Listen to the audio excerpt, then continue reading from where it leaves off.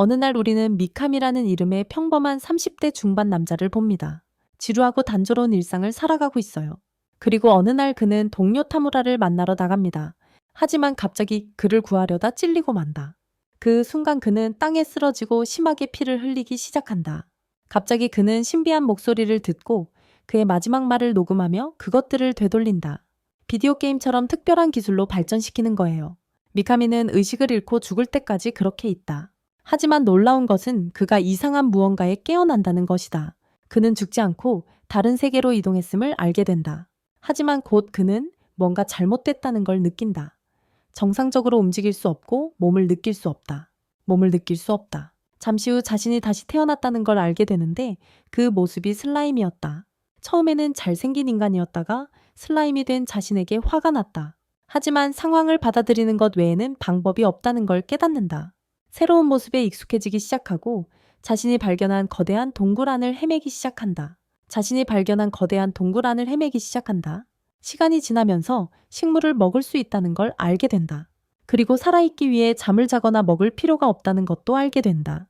하지만 딱히 할 일이 없어서 그냥 식물을 먹는다.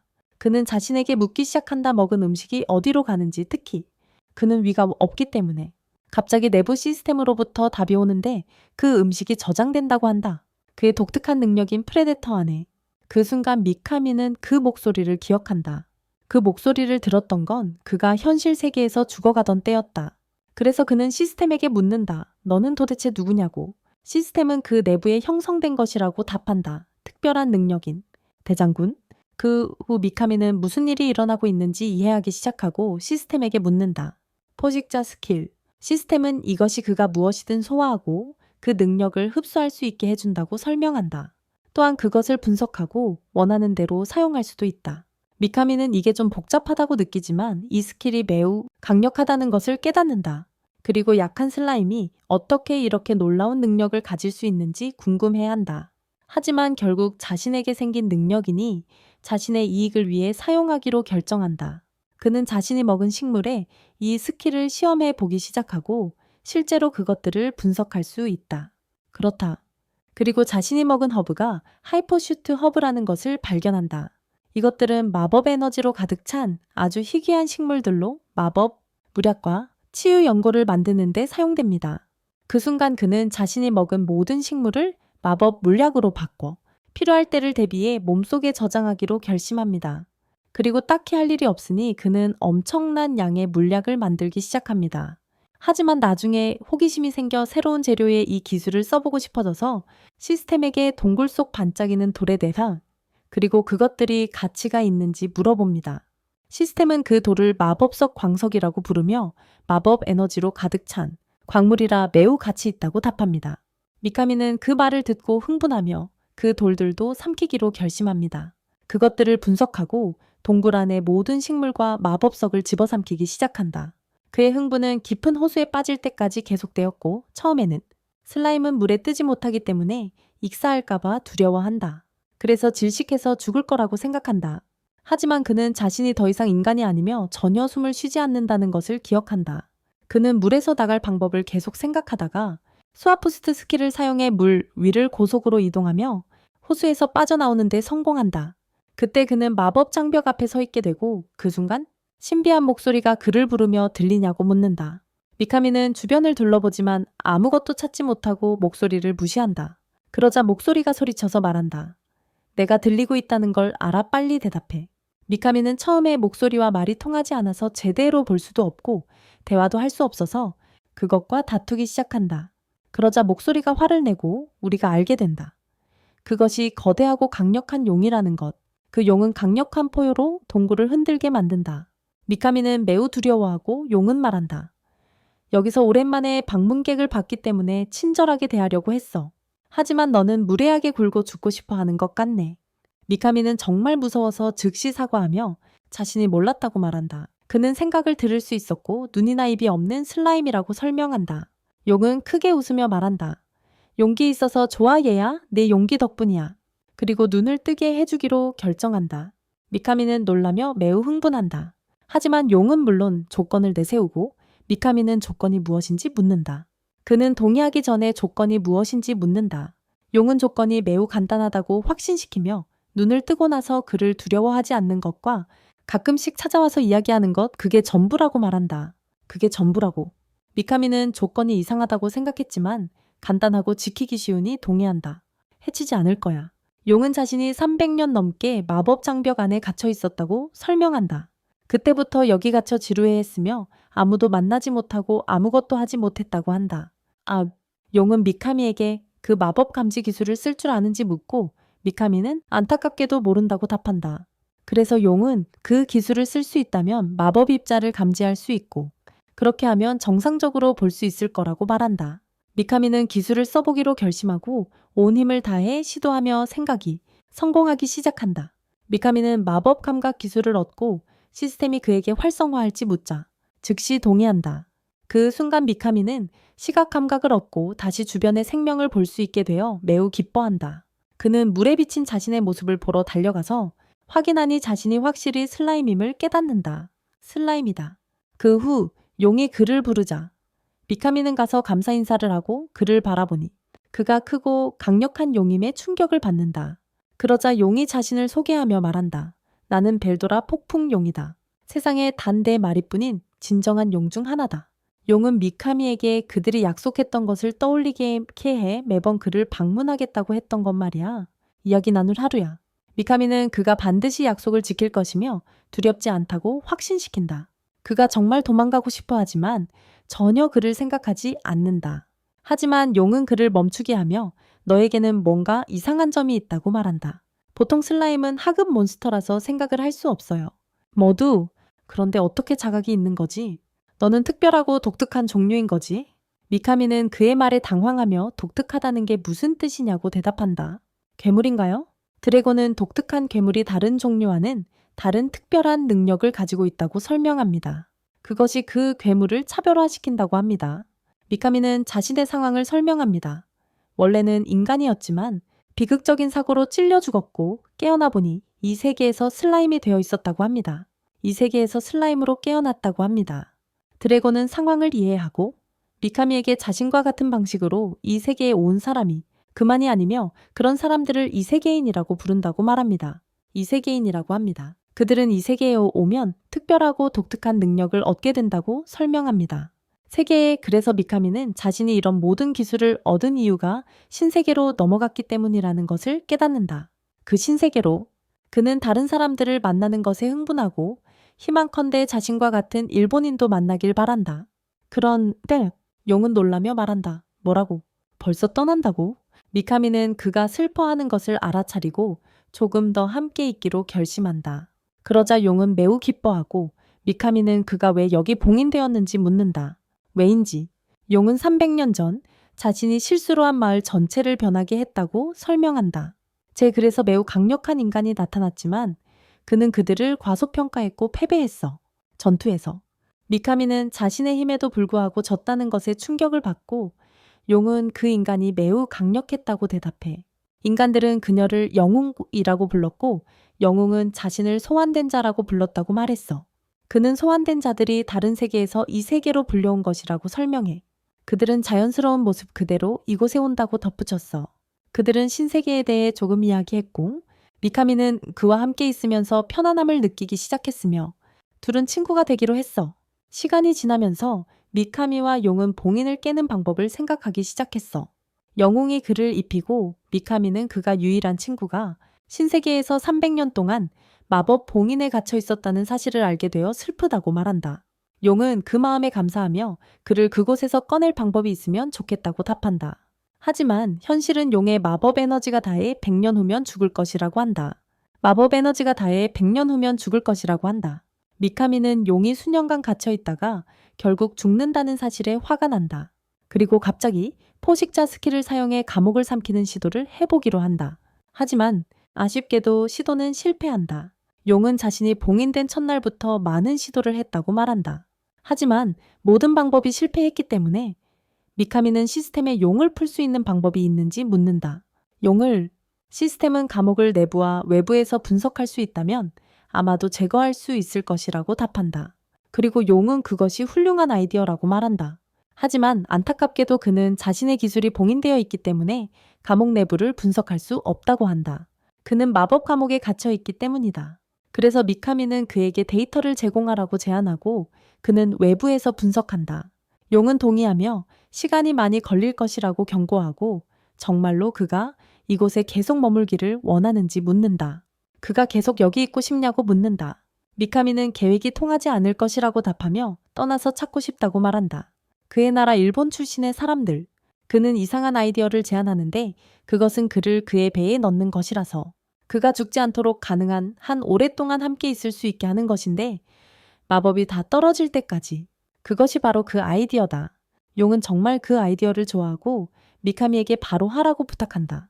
그들은 그 아이디어에 동의하고 미카미가 용과 감옥을 삼키려 할 때 용이 그를 멈추고 말한다. 먼저 해야 할 중요한 일이 있는데 그것은 그에게 이름을 지어주는 것이다. 미카미는 그 아이디어를 좋아하고 용에게 림누르라고 이름 짓고 림누르는 용에게 템페스트라고 이름 지어준다. 두 사람 다 새 이름에 만족하고 림누는 새 이름을 얻자마자 승진을 한다. 림누는 새 이름을 얻자마자 즉시 승진한다.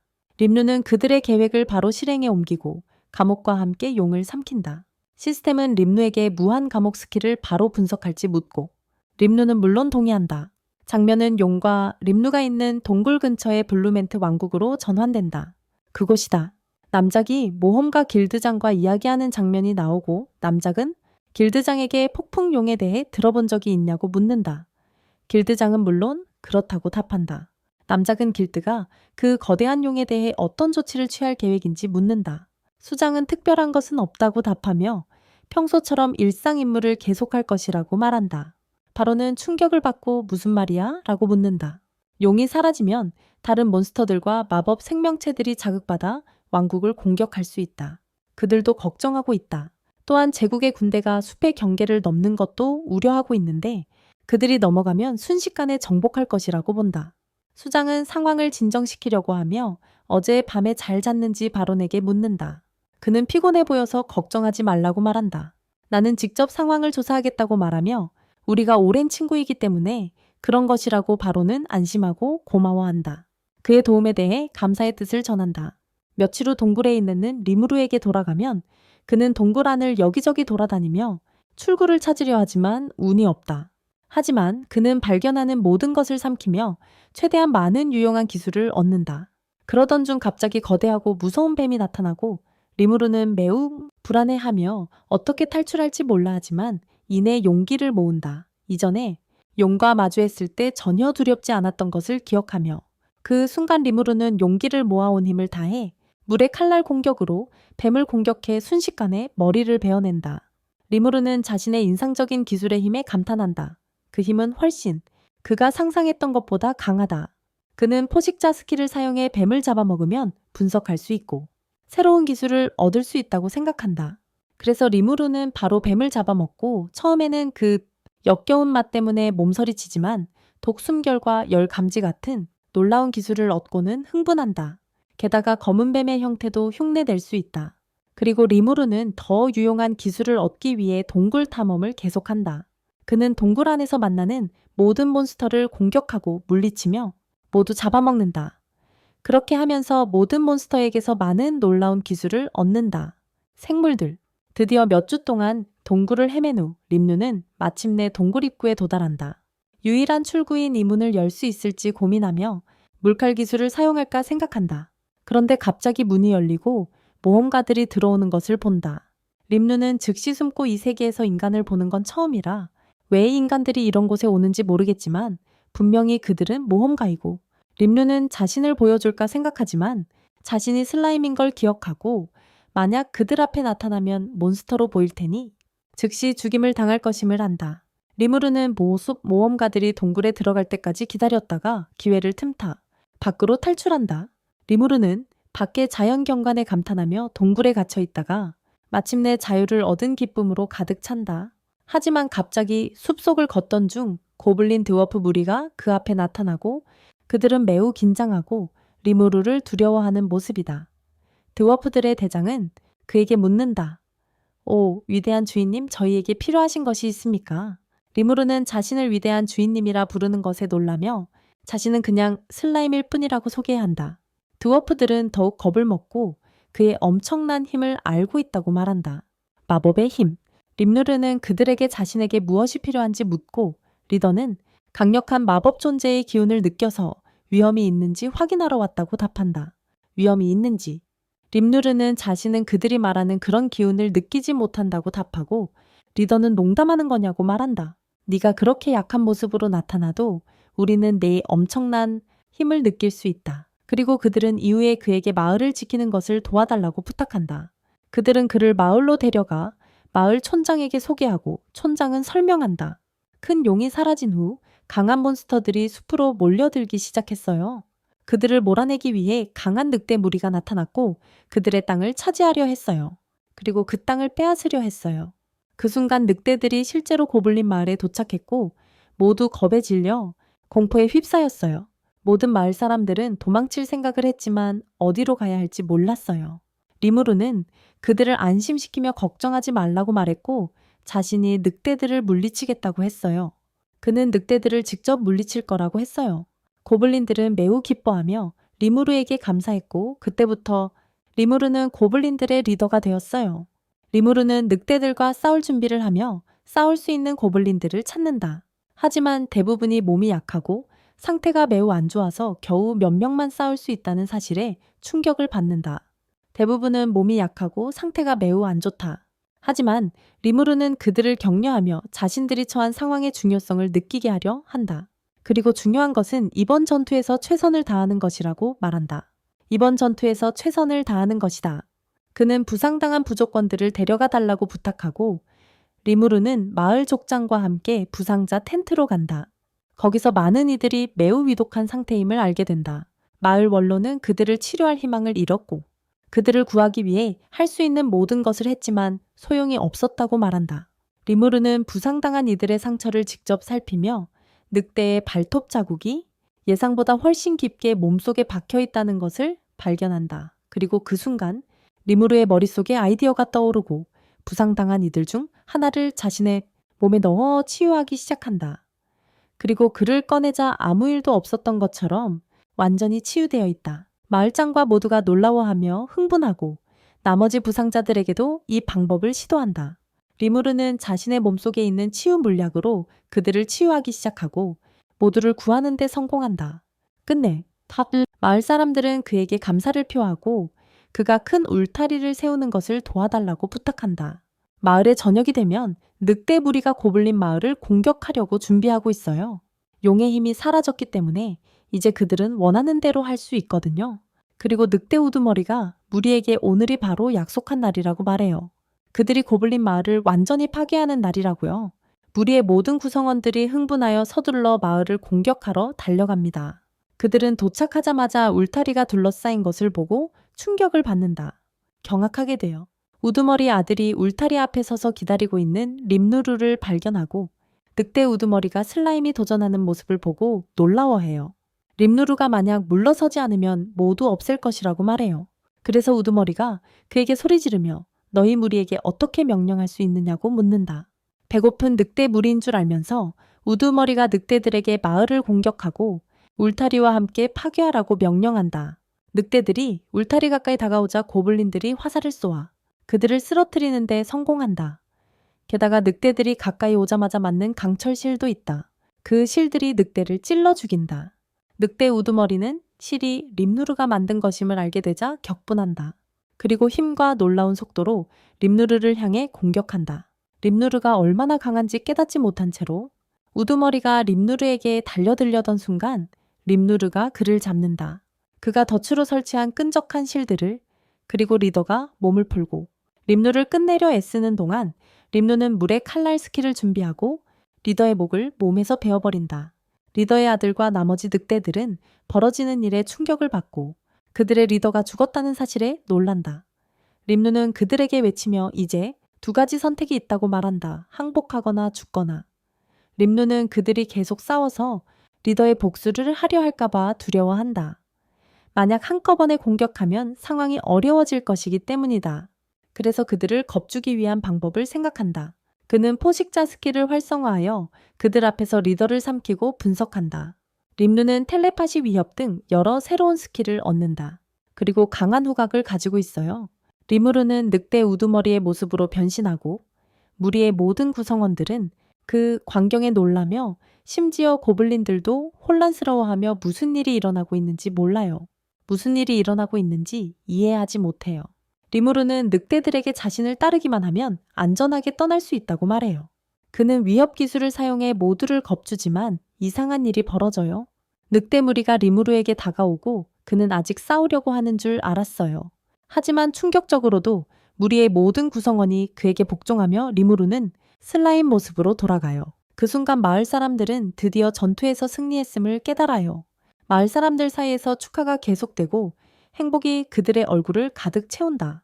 다음 날 아침 리무르는 고블린 부족과 늑대 무리와 함께 모인다. 그리고 그들 모두를 어떻게 돌볼지 생각한다. 리무르는 고블린 수가 늑대 수와 거의 비슷하다는 것을 알아차린다. 그래서 그들을 짝지어 함께 살게 한다.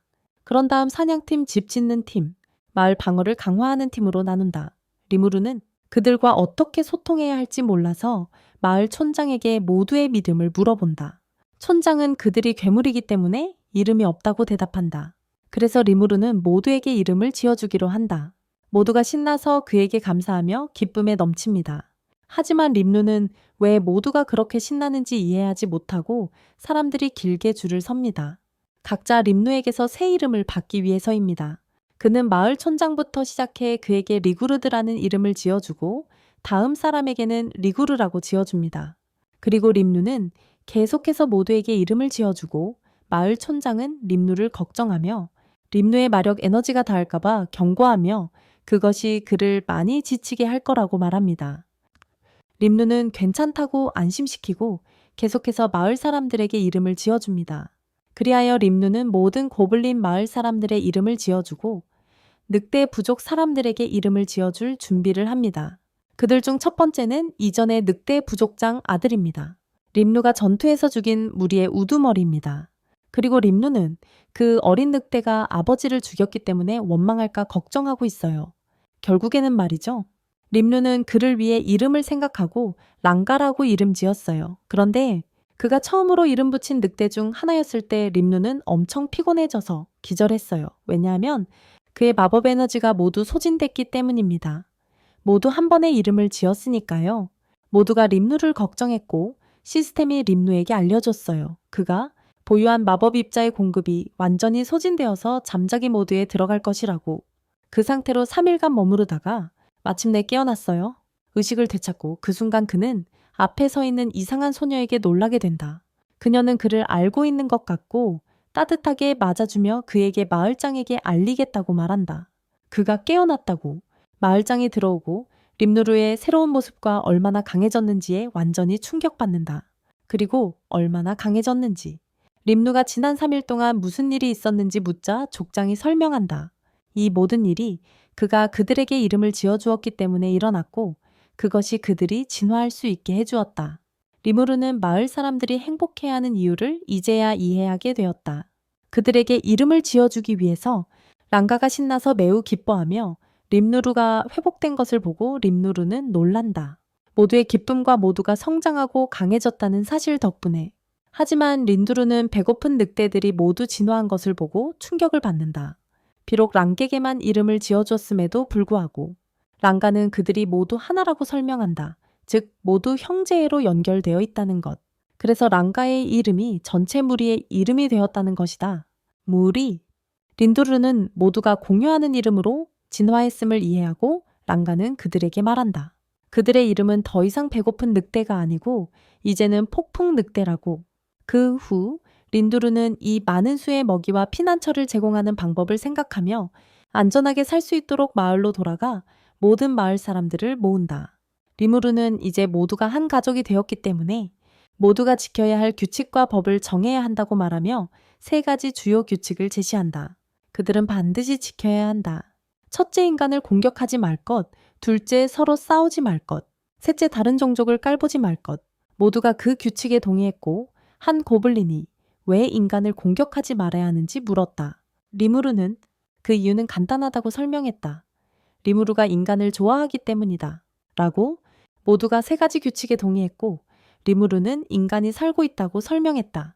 그룹들 사이에서 누군가를 죽이면 복수 때문에 전쟁으로 이어질 수 있고 조화가 훨씬 낫다는 것은 말할 것도 없으며 그것이 삶을 여러 면에서 더 쉽게 만들어줄 것이다. 여러 면에서 그 후 리무르는 마을 촌장을 고블린들의 통치자로 임명하고 리가르는 리무르의 신뢰에 매우 기뻐하며 진심으로 감사를 표한다. 그 후 모두가 마을 방어를 강화하고 대피소를 짓고 숲에서 식량을 모으는 일을 한다. 하지만 리무르는 고블린들이 짓는 허술한 집과 그들이 입는 초라한 옷에 만족하지 못해 가장 가까운 마을로 가서 드워프 장인들을 만나 집 짓는 일을 도와달라고 하기로 결심한다. 실제로 그는 늑대와 고블린 무리와 함께 길을 떠납니다. 리무르는 친구들과 함께 숲으로 들어가 마을에 가서 만날 계획입니다. 드워프들을 그들은 이밀도 강을 따라 북쪽으로 계속 이동하여 드워프 왕국인 드워간에 도착합니다. 하지만 리무르와 친구들은 잠시 길가에서 쉬기로 합니다. 리무르는 리가드에게 가족에 대해 묻고 그의 형이 있었다는 것을 알게 됩니다. 하지만 그는 늑대와 고블린의 전투에서 죽었습니다. 그래서 리무르는 리가드에게 그의 형과 이름이 어떻게 생겼는지 묻습니다. 그는 형이 숲을 지나던 괴물에게서 이름을 얻었다고 말합니다. 그의 형제가 언젠가 고블린을 이끌 잠재력이 있다고 보고 젤무드라고 불렀다. 리무르는 젤무드가 정확히 누구인지 묻는다. 리가드는 젤무드가 대마왕의 군대 장교라고 말해준다. 리무르는 이 세계에 마왕이 있다는 사실에 놀라지만 용이 말해준 영웅을 떠올린다. 그는 영웅이 있다면 당연히 마왕도 있을 거라며 절대 만나지 않길 바라는 게 중요하다고 말한다. 잠시 후 리무르와 친구들은 휴식을 취한 뒤 여정을 계속한다. 그리고 밤에 다시 쉬며 고기를 구워 먹는다. 리무르는 곱타를 불러 그들이 향하는 마을에 대해 묻는다. 고브타는 이것을 드워건의 무장국가라고 대답하며 사실은 산속 동굴 안에 지어진 매우 아름다운 마을이라고 말했어요. 물론 수정된 곳이죠. 이곳은 드워프뿐만 아니라 요정과 여러 다른 생물들도 거주하고 있어요. 그렇죠. 또한 마을의 왕은 가이젤이라고 하며 그는 영웅의 왕으로 알려져 있고 모든 사람들이 그를 매우 존경한다고 해요. 리무르는 그와 같은 몬스터들이 마을에 들어가는 것이 허락되지 않을까 걱정했어요. 하지만 고브타는 이곳이 자유무역 도시이며 나 내부에서는 싸움이 금지되어 있다고 안심시켜줬어요. 이는 왕의 직접 명령이라고 하더군요. 우리는 왕의 힘이 그의 군대의 힘에서 나온다는 것을 알게 되었어요. 1000년 넘게 패배하지 않은 것으로 알려진 드워프 군대. 림누르는 드워프 왕과 그의 군대의 강함에 감탄한다. 곱타는 지난번 갔을 때 출입을 막아 싸움이 났다고 림누르에게 말하려 한다. 하지만 리고르는 끼어들어 모든 게 괜찮을 거라며 걱정할 필요 없다고 말한다. 전혀 걱정할 필요 없다고 말한다. 다음날 아침 그들은 길을 계속하다가 드워겐 국가에 도착한다. 드워겐, 림누르는 드워프와 엘프를 만나 매우 신이 난다. 그는 친구들에게 밖에서 기다리라고 하고 모두 함께 들어가면 눈에 띌 테니 곱타와 단둘이 들어가겠다고 말한다. 친구들은 그를 걱정하지만 그는 모두 괜찮을 거라고 안심시킨다. 괜찮을 거야. 림루와 곱타는 입구로 향하고 림루는 그곳에 엄격한 보안을 눈치챈다. 곱타는 마을 안에 들어가면 자유롭게 움직일 수 있을 거라고 안심시킨다. 하지만 그 순간 불량배 무리가 나타나 림루와 곱타를 괴롭히려 한다. 림루는 곱택에서 이곳에서 괴롭힘을 당한 게 이번이 처음이 아니며 지난번 마을에 들어가려 더다 맞았다는 이야기를 듣는다. 림루는 곱택의 첫 번째 규칙을 기억하냐고 묻는다. 곱타는 인간을 공격하지 않는 것이라고 대답한다. 리무르는 고브택의 눈과 귀를 가리라고 부탁한다. 그 후 리무르는 랑가의 모습으로 변신하고 괴롭히던 아이들은 긴장하지만 용기를 내어 팀과 함께 공격하기로 한다. 하지만 그들의 공격은 매우 약해서 리무르에게 아무 효과도 없다. 그 순간 리무르는 공격할 준비를 하고 위협 기술만 사용해 그들을 겁주지만 그 힘이 너무 강해서 그들을 앞에서 날려버린다. 그를 향해 성문 경비병들은 리무르의 위협으로 인한 피해 소식을 듣고 그를 체포하려 달려간다. 하지만 리무르는 금방 슬라임 모습으로 돌아가서 잡히지 않는다. 하지만 그들은 여전히 그와 곱타를 체포하고 경비대장 카이도는 무슨 일이 정확히 일어났는지 알아내기 위해 그들과 함께 조사를 시작한다. 대장은 림누아 사건을 목격한 증인들로부터 진실을 듣는다. 그 순간 광산에서 심각한 사고가 발생했다는 보고가 대장에게 들어온다. 그 사고로 난쟁이 무리 몇 명이 크게 다쳤다. 대장은 병사에게 마법 물약이 있는지 묻고 병사는 모두 전쟁에 배정되었다고 대답한다. 그때 림누가 나서서 자신이 만드는 마법 물약으로 도울 수 있다고 말한다. 그는 큰 통 하나 분량의 물약을 건넨다. 리무르가 순식간에 그 양을 만들어내는 능력에 족장은 충격을 받았어요. 그리고 다른 선택이 없어서 포션을 받아서 시험해보려고 합니다. 족장은 드워프 친구들을 구한 후 함께 돌아와 리무르에게 감사 인사를 합니다. 그는 리무르를 풀어주고 감옥에서 내보냅니다. 그리고 그에게 도움에 대한 감사의 의미로 식사를 대접합니다. 리무르는 그에게 숙련된 대장장이를 소개해 달라고 부탁하며 진무기 옷을 만들 수 있도록 도와달라고 합니다. 족장은 그를 그의 친구인 대장장이에게 데려가고 리무르는 이 대장장이가 족장의 형제라는 사실에 놀랍니다. 족장이 그를 그의 형 카이진에게 소개합니다. 그리고 림누가 물약으로 도운 친구들이 족장과 대장장이의 형제라는 것을 알게 됩니다. 카이진은 림누를 환영하고 그가 자신의 형제들을 구한 사람임을 알고는 그들에게 도움을 준 것에 감사 인사를 합니다. 카이진은 림누가 자신에게 무엇을 원하는지 묻지만 현재 장관의 무리한 요구 때문에 바쁘다고 사과합니다. 림누는 자신이 도와주고 마법석을 공급하는 대신 마을의 집과 옷을 짓는 일을 돕자고 제안합니다. 림누가 마법석 샘플을 보여주자 카이진은 그 품질에 감탄합니다. 100% 순수한 금속입니다. 카이진은 즉시 동의하고 장인팀을 보내 그의 마을을 짓기로 결정합니다. 모두가 신속하게 칼을 만들기 시작해 제 시간에 납품하려고 합니다. 하지만 주문을 제때 끝내지 못할까봐 걱정도 합니다. 그래서 리무르가 도와주기로 결심하고 분석과 복제 스킬을 사용해 칼을 더 많이 복제합니다. 드워프들은 리무르가 순식간에 그렇게 많은 복제품을 만드는 것에 감탄합니다. 그 덕분에 그는 몇 초 만에 20자루가 넘는 칼을 만듭니다. 모두가 제 시간에 주문을 완성한 것을 축하하고 카이진은 리무르에게 감사를 표합니다. 도와줘? 친구들 카이진 그리고 리무르와 함께 축하하는 중간에 장관이 나타나서 그들을 귀찮게 하며 카이진에게 묻는다. 여기서 뭐 하는 거냐고. 오락의 시간을 낭비할 시간이 있냐고. 그는 만약 제 시간에 검을 보내지 않으면 카이진이 될 때 경고하려고 한다. 그가 이미 보내줬다고 말하며 방해한다. 카이진이 이미 모든 칼을 보냈다는 사실을 알게 된 장관은 충격을 받는다. 그리고 카이진이 그에게 영수증도 보고 싶냐고 묻는다. 장관은 이를 무시하려 하며 제 시간에 일을 끝내는 것은 당연히 그에게 기대되는 일이라고 말한다. 리무르는 그 장관이 일부러 카이진을 귀찮게 하려고 했다고 느꼈고 그를 괴롭히기 위해 불가능한 요청을 한 것이라고 생각했어요. 하지만 그 장관은 여전히 카이진과 그의 친구들을 귀찮게 하고 싶어 해서 그들에게 낮은 등급의 몬스터인 리무르를 여기 들여온 것이 실수라고 말했어요. 그는 이곳에 몬스터가 허용되는지 주인에게 묻고 그녀는 리무르가 무해한 슬라임이라고 설명하려고 해요. 하지만 그는 권한을 남용해 모두 앞에서 리무르를 모욕합니다. 리무르는 분노를 참아 장관에게 문제를 일으키지 않으려고 하고 그러나 카이진은 장관이 한 일에 정말 화가 나서 그의 손에 힘껏 주먹을 날립니다. 장관은 울면서 권위를 내세우며 말한다. 어떻게 감히 나에게 그렇게 말할 수 있느냐? 나는 위대한 장관이다. 카이진은 장관을 붙잡고 계속 때린다.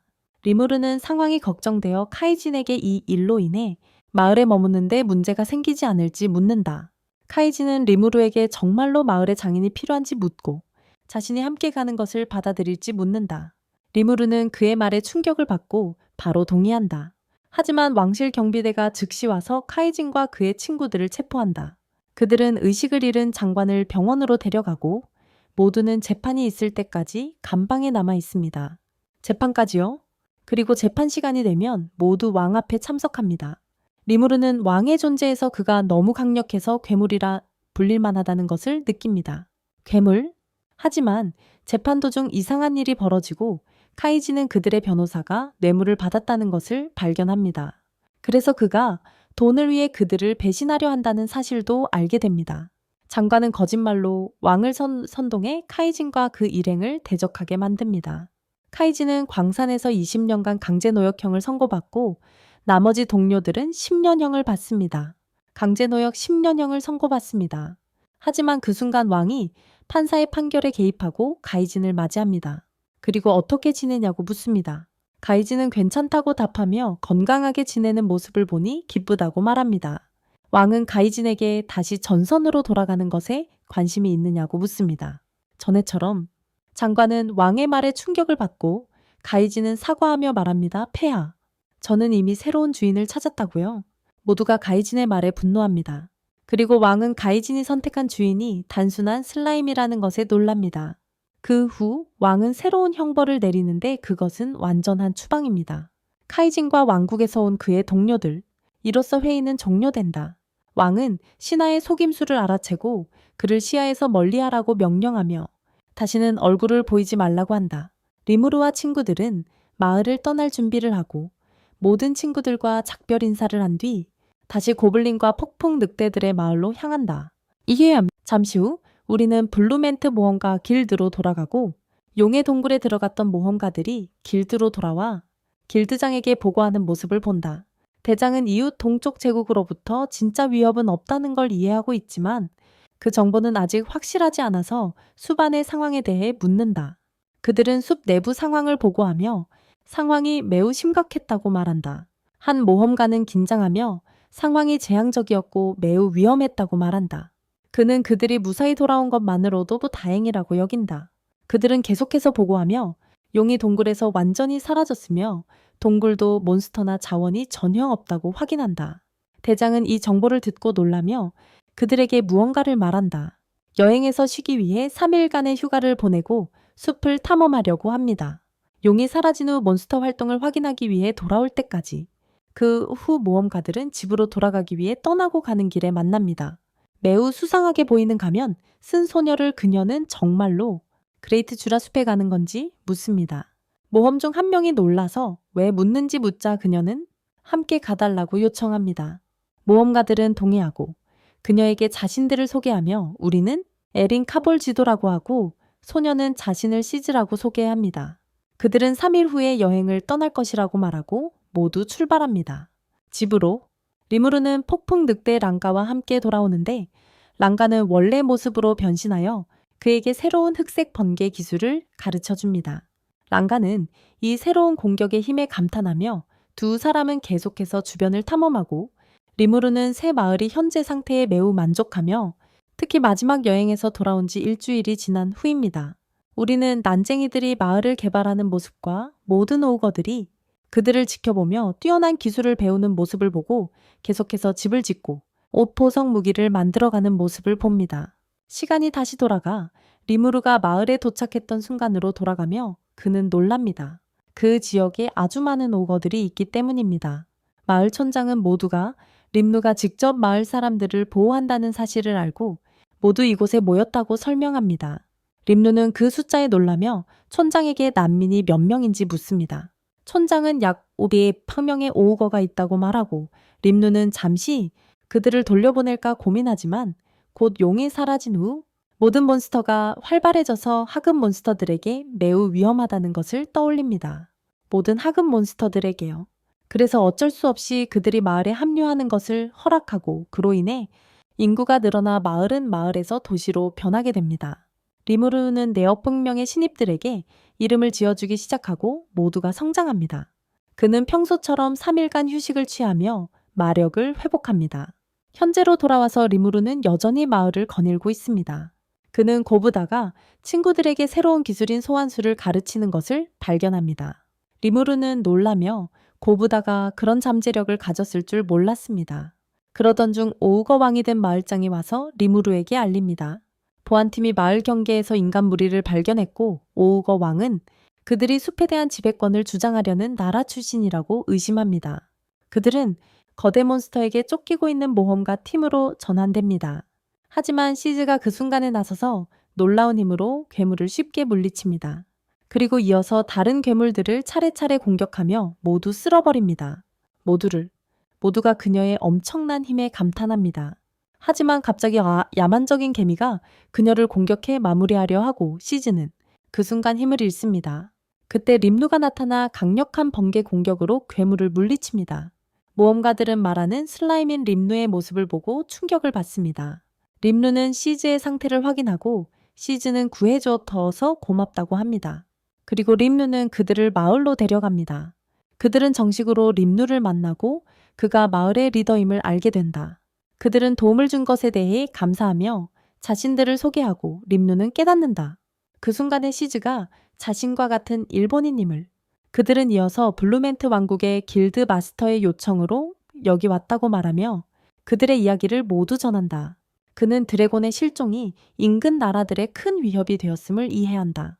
이것은 과도한 몬스터 활동으로 시작된 것이며 림루는 모험가들에게 자신이 숲에 마을을 짓고 있다고 설명하며 그것에 대해 길드가 이의가 있는지 묻지만 그들은 자신들의 나라의 의견이 어떤지 확실하지 않다. 그 후 리무르는 시즈와 함께 밖에 나가고 그녀는 그도 자신처럼 일본 출신일 거라고 의심하고 있다는 것을 알게 된다. 그리고 두 사람은 서로가 정말 일본에서 왔다는 것을 인정하며 만나서 기뻐한다. 시즈는 그에게 어떻게 이 세계에 오게 되었는지 묻는다. 리무르는 찔린 순간부터 지금까지의 이야기를 들려주고 그녀는 자신과 달리 소환된 존재임을 알게 된다. 그는 그녀가 언제 소환되었고 그때 무슨 일이 있었는지 묻는다. 그녀는 어느 날 전쟁 때문에 마을이 불타고 있었고 하늘에서 폭탄이 무겁게 떨어지고 있었으며 어머니와 함께 도망치고 있었다고 답한다. 불행히도 그녀는 죽었고 그때 그녀는 이 세계로 소환되었어요. 리무르는 텔레파시 기술을 사용해 시즈에게 그의 기억을 보여주기로 결심했어요. 그리고 그 기술이 성공해서 시즈는 리무르가 산 온 세계와 그의 삶이 어땠는지 보게 됐어요. 그가 살아온 모습이요. 시간은 다시 돌아가서 시즈가 이 새로운 세계에 소환된 순간으로 돌아가고 그녀의 상태는 매우 처참했고 전쟁의 여파로 심하게 부상당했어요. 그때였어요. 우리는 귀족 종족의 몬스터들이 등장하는 것에 놀라게 되고 그들이 마왕의 왕좌를 차지하려 싸우고 있었어요. 마왕은 시즈 안에 마법 주문을 걸고 그녀는 이상하게 행동하기 시작했어요. 눈 깜짝할 사이에 마왕의 상대를 놀라운 방식으로 물리친다. 그 후 시즈는 정신을 차리고 마왕은 그녀의 이름을 묻는다. 그녀는 자신이 시즈라고 말한다. 시간이 지나면서 시즈는 마왕의 보살핌 아래 자라지만 악한 저주가 그녀 안에 있어 이는 오직 마왕을 보호하기 위한 것이기에 그 누구라도 마왕에게 가까이 가려는 생각만 해도 심지어 간접적으로라도 죽이고 만다. 친구들조차도 자신도 모르게 죽이게 될 정도로 시즈는 그런 일들의 깊은 슬픔을 안고 있다. 현재로 돌아와 시즈가 주변 사람들에게 해를 끼치지 않으려 저주에 끊임없이 저항하는 모습을 본다. 비록 그것이 그녀에게 심한 고통. 나중에 시즈는 리무르를 만나고 그가 그녀에게 그의 마을을 좋아하게 되었는지 묻는다. 그녀는 그렇다고 대답한다. 하지만 안타깝게도 나는 여정을 계속해야 해. 리무르는 그녀의 말에 놀라고 그녀는 만약 여기 머무르면 많은 문제를 일으킬 거라고 말한다. 그는 그녀가 무슨 뜻인지 이해하지 못하고 그녀는 자신의 여정의 목표가 자신을 이 세계로 소환한 남자를 찾아 제거하는 것이라고 설명한다. 그 순간 그녀는 슬퍼 보이고 리무르는 그녀를 위로하려 하며 언제든 이 마을에 언제든 환영받을 거라고 말한다. 우리는 모험가들이 고국으로 돌아갈 준비를 하는 모습을 보게 되고 에렌은 시즈에게 같이 돌아갈 거냐고 묻습니다. 에렌은 시즈가 그들과 헤어지게 되어 슬퍼합니다. 시즈는 대답합니다. 당신들 같은 뛰어난 모험가들과 함께할 수 있어 기쁘지만 안타깝게도 이번 마지막 여정에서 꼭 해야 할 중요한 일이 있다고. 에렌은 그녀의 말에 혼란스러워하며 묻습니다. 무슨 뜻이야? 시즈는 말합니다. 나는 수십 년을 살아왔으니 당연히 오래 살진 못할 거라고. 에렌은 농담인 줄 알고 대수롭지 않게 여깁니다. 그 후 모두 떠날 준비를 하지만 갑자기 시즈가 이상한 상태에 빠져 저주 앞에서 통제력을 잃기 시작하고 심하게 고통받습니다. 그리고 그녀에게서 거대한 에너지 폭발이 일어난다. 친구들은 그녀를 매우 걱정하고 저주가 시즈를 지배하며 그녀는 그곳을 파괴하기 시작한다. 모험가들은 그 순간 시즈가 불의 정복자로 알려진 유명한 모험가임을 깨닫고 그녀가 길드의 영웅으로 50년 넘게 활동해왔다는 사실을 알게 된다.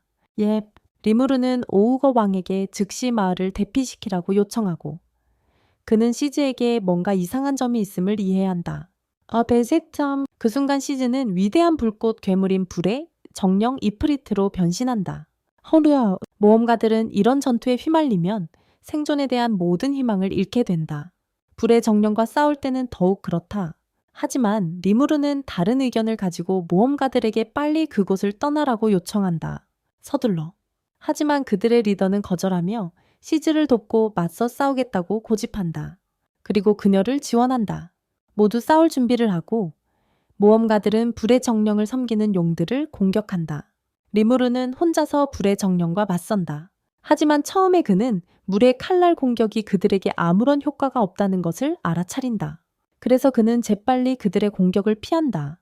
에렌의 얼음 마법 공격을 받고 그는 즉시 분석하여 불의 정령의 하인을 물리칠 새로운 마법을 사용한다. 실제로 그는 몇 초 만에 그들을 제거하는 데 성공한다. 리무르는 이후 그와 이프리트 불의 정령 간의 최종 결전을 준비하고 다른 이들을 완전히 정리한다. 이프리트는 자신을 여러 마법 복제체로 만들어 리무르와 싸우지만 리무르는 쉽게 얼음 마법으로 모두 물리친다. 남은 건 리무르와 이프리트뿐이며 이프리트는 궁극의 화염, 원형 주문을 사용해 리무르를 치명적인 화염 토네이도 안에 가둔다. 처음에 리무르는 두려워하지만 곧 자신이 무사하다는 것을 깨닫는다. 왜냐하면 그는 열기 때문에 저항, 리무르가 이프리트를 공격해 거미줄로 묶는다. 이프리트는 충격을 받고 불꽃으로 리무르를 태우려 하지만 소용없다. 그 순간 리무르가 포식자 스킬을 사용해 이프리트를 삼킨다. 그로써 전투는 끝나고 시즈는 다시 의식을 되찾는다. 하지만 의식은 없다. 림루 안에 이프리트가 보이고 그의 불꽃을 사용하려 하지만 위대한 용이 나타난다.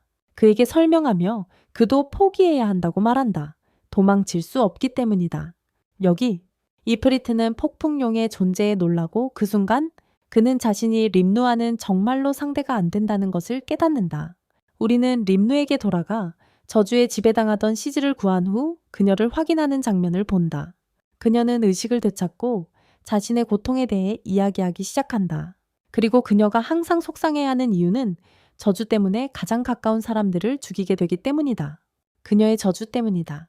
그녀는 자신의 전부 이야기를 들려주고 림누는 깊은 동정을 느낀다. 그녀는 자신의 여정을 끝내고 자신을 삼켜 달라고 부탁한다.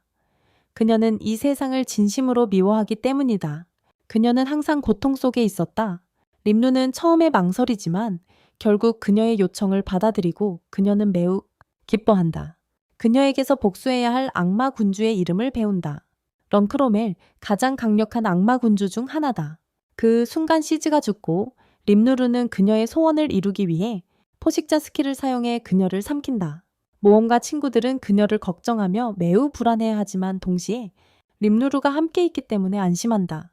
하지만 불행히도 텐트에 도착하자마자 그들은 충격에 빠진다.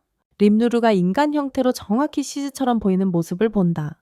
림누르는 무슨 일이 있었는지 시즈가 세상을 떠났으며 자신이 그녀가 부탁한 소원을 이루었다고 말한다.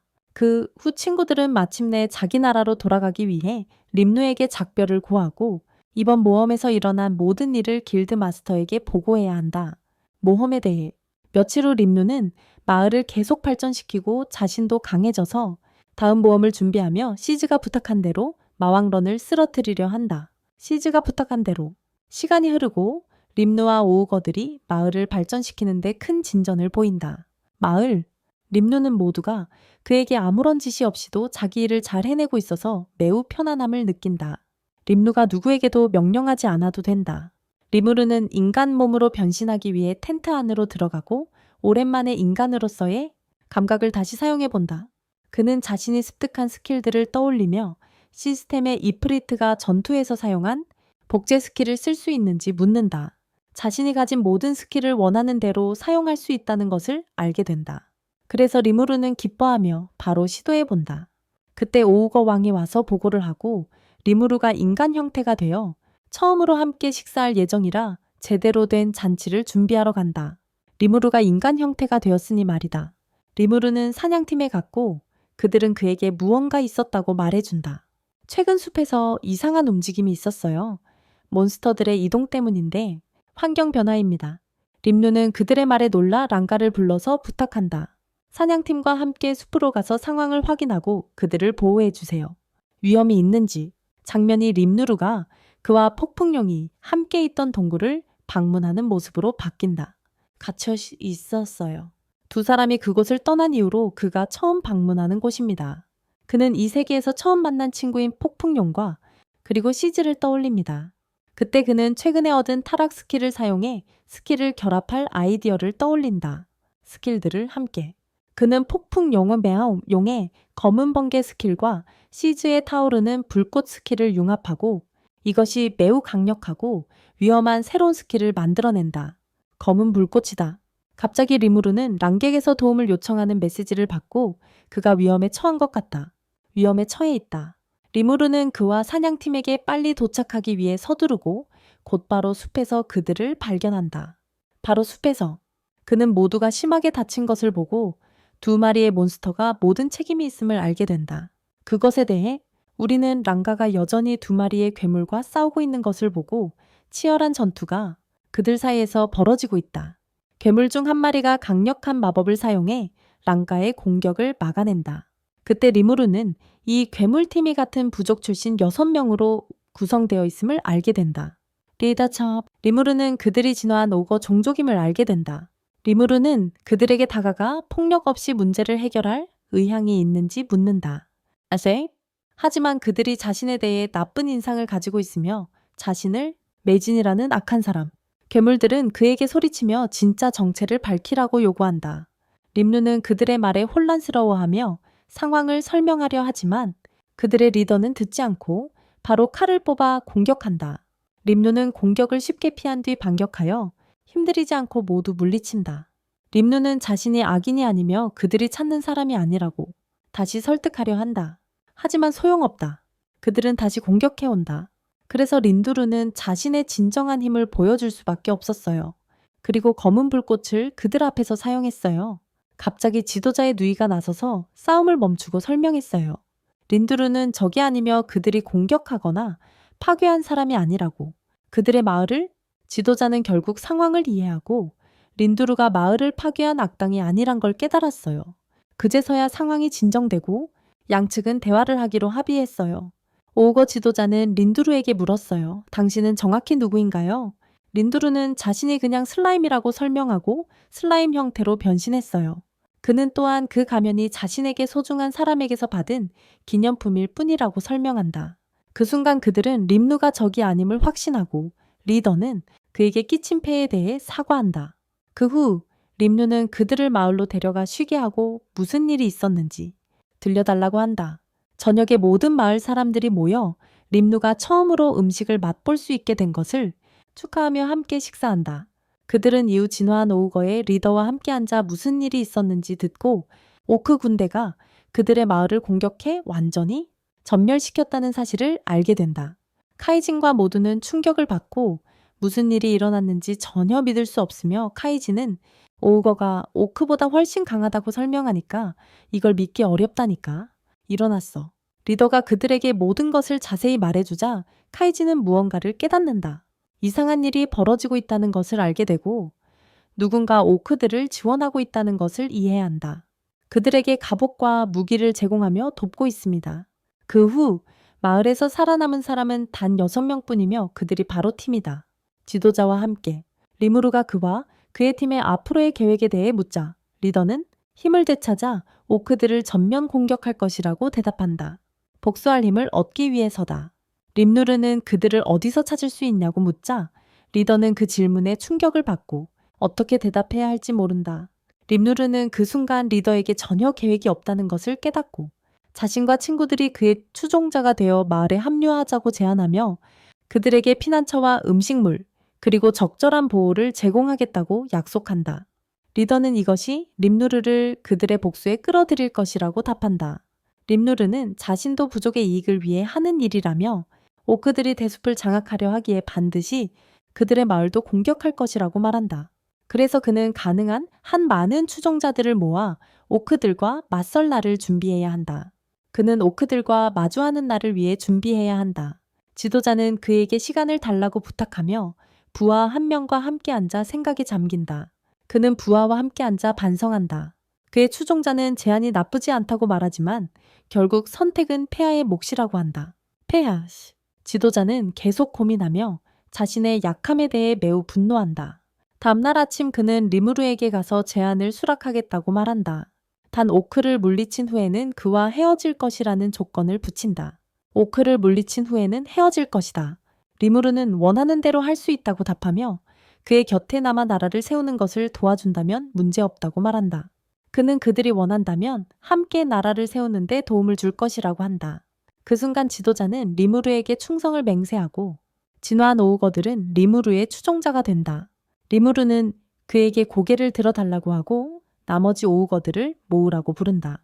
그 순간 리무르는 모두에게 이름을 지어주기로 결심하고 친구들은 놀라서 그것이 그렇게 쉽지 않으며 많은 마법이 필요하다고 설명하려 한다. 그들은 말한다. 리무르는 모두 괜찮을 것이라고 확신시킨다.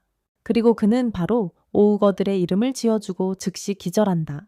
그가 깨어나자마자 그들의 모습이 변한 것을 보고 리더가 설명한다. 그들이 도깨비에서 기사인으로 진화했다고. 같은 시간 무장한 오크들의 거대한 군대가 큰 숲의 중앙에 있는 시스 호수 쪽으로 침공하고 있다. 그 지역 주민들은 도마뱀인 부족이며 그들은 멀리서 오크들을 지켜보고 있다. 한 병사가 즉시 그들의 왕에게 숲에서 목격한 상황을 알리러 간다. 그리고 오크 군대가 그들의 땅을 침공하려 한다는 것을. 그들은 왕에게 적들로부터 땅을 방어할 준비를 하라고 명령한다. 그리고 그의 딸인 공주가 병사들에게 적의 수에 대해 묻습니다. 한 병사가 긴장하며 군대가 약 20만 마리의 괴물로 이루어져 있다고 대답합니다. 공주는 이 엄청난 숫자의 충격을 받고 왕은 오크, 지도자가 어떻게 그들을 통제하고 먹일 수 있는지 궁금해합니다. 모든 마을 지도자들은 매우 긴장하며 이 재난에서 어떻게 벗어날지 모릅니다. 올해 그 후 왕이 아들 가바라 왕자를 부르는 장면이 나오고 그의 이름을 지어준 사람이 젤무드 경임을 알게 됩니다. 이 왕자가 이름이 있다는 이유로 매우 거만하며 자신이 특별하다고 생각한다는 것을 알게 됩니다.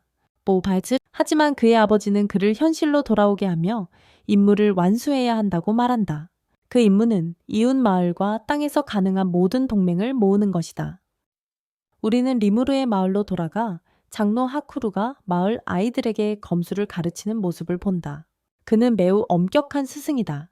동시에 우리는 왕자와 그의 팀이 아버지의 부탁대로 임무를 수행하러 출발하는 모습을 본다. 그는 곧장 리무르의 마을로 향한다. 그러나 그는 자신이 매우 강력하며 지상에서 가장 강한 몬스터이고 누구의 도움도 필요 없다고 믿는다. 또한 그는 자신이 특별한 존재이기 때문에 모든 세력이 자신을 따라야 한다고 생각한다. 겔무드 경이 그에게 이름을 지어주었다. 그동안 동료들은 계속 그를 칭찬하며 찬양한다. 리무르의 마을이 시간이 지나면서 발전하는 모습이 보이고 더 많은 추종자들이 합류하며 건물 무역지역 상품 산업이 성장한다. 물론 리무르는 마을을 돌아다니며 모두를 살피고 셜라는 따뜻하게 맞이한다. 그는 실크 공방을 방문해 최신 실크 직물 제작 기술을 배우며 발전 상황을 살핀다. 리무르는 셜라를 크게 칭찬하며 그녀에게 모든 마을 사람들에게 어울리는 옷을 만드는데 전적으로 의지하고 있다고 말한다.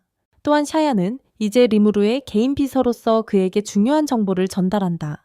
중요한 약속들이 있는데 그 순간 그녀는 점심시간임을 상기시킨다. 우리는 슈나와 샤얀이 림누르의 일을 누가 맡을지 다투는 모습을 본다 하지만 물론 샤얀이 비서이기 때문에 승리한다.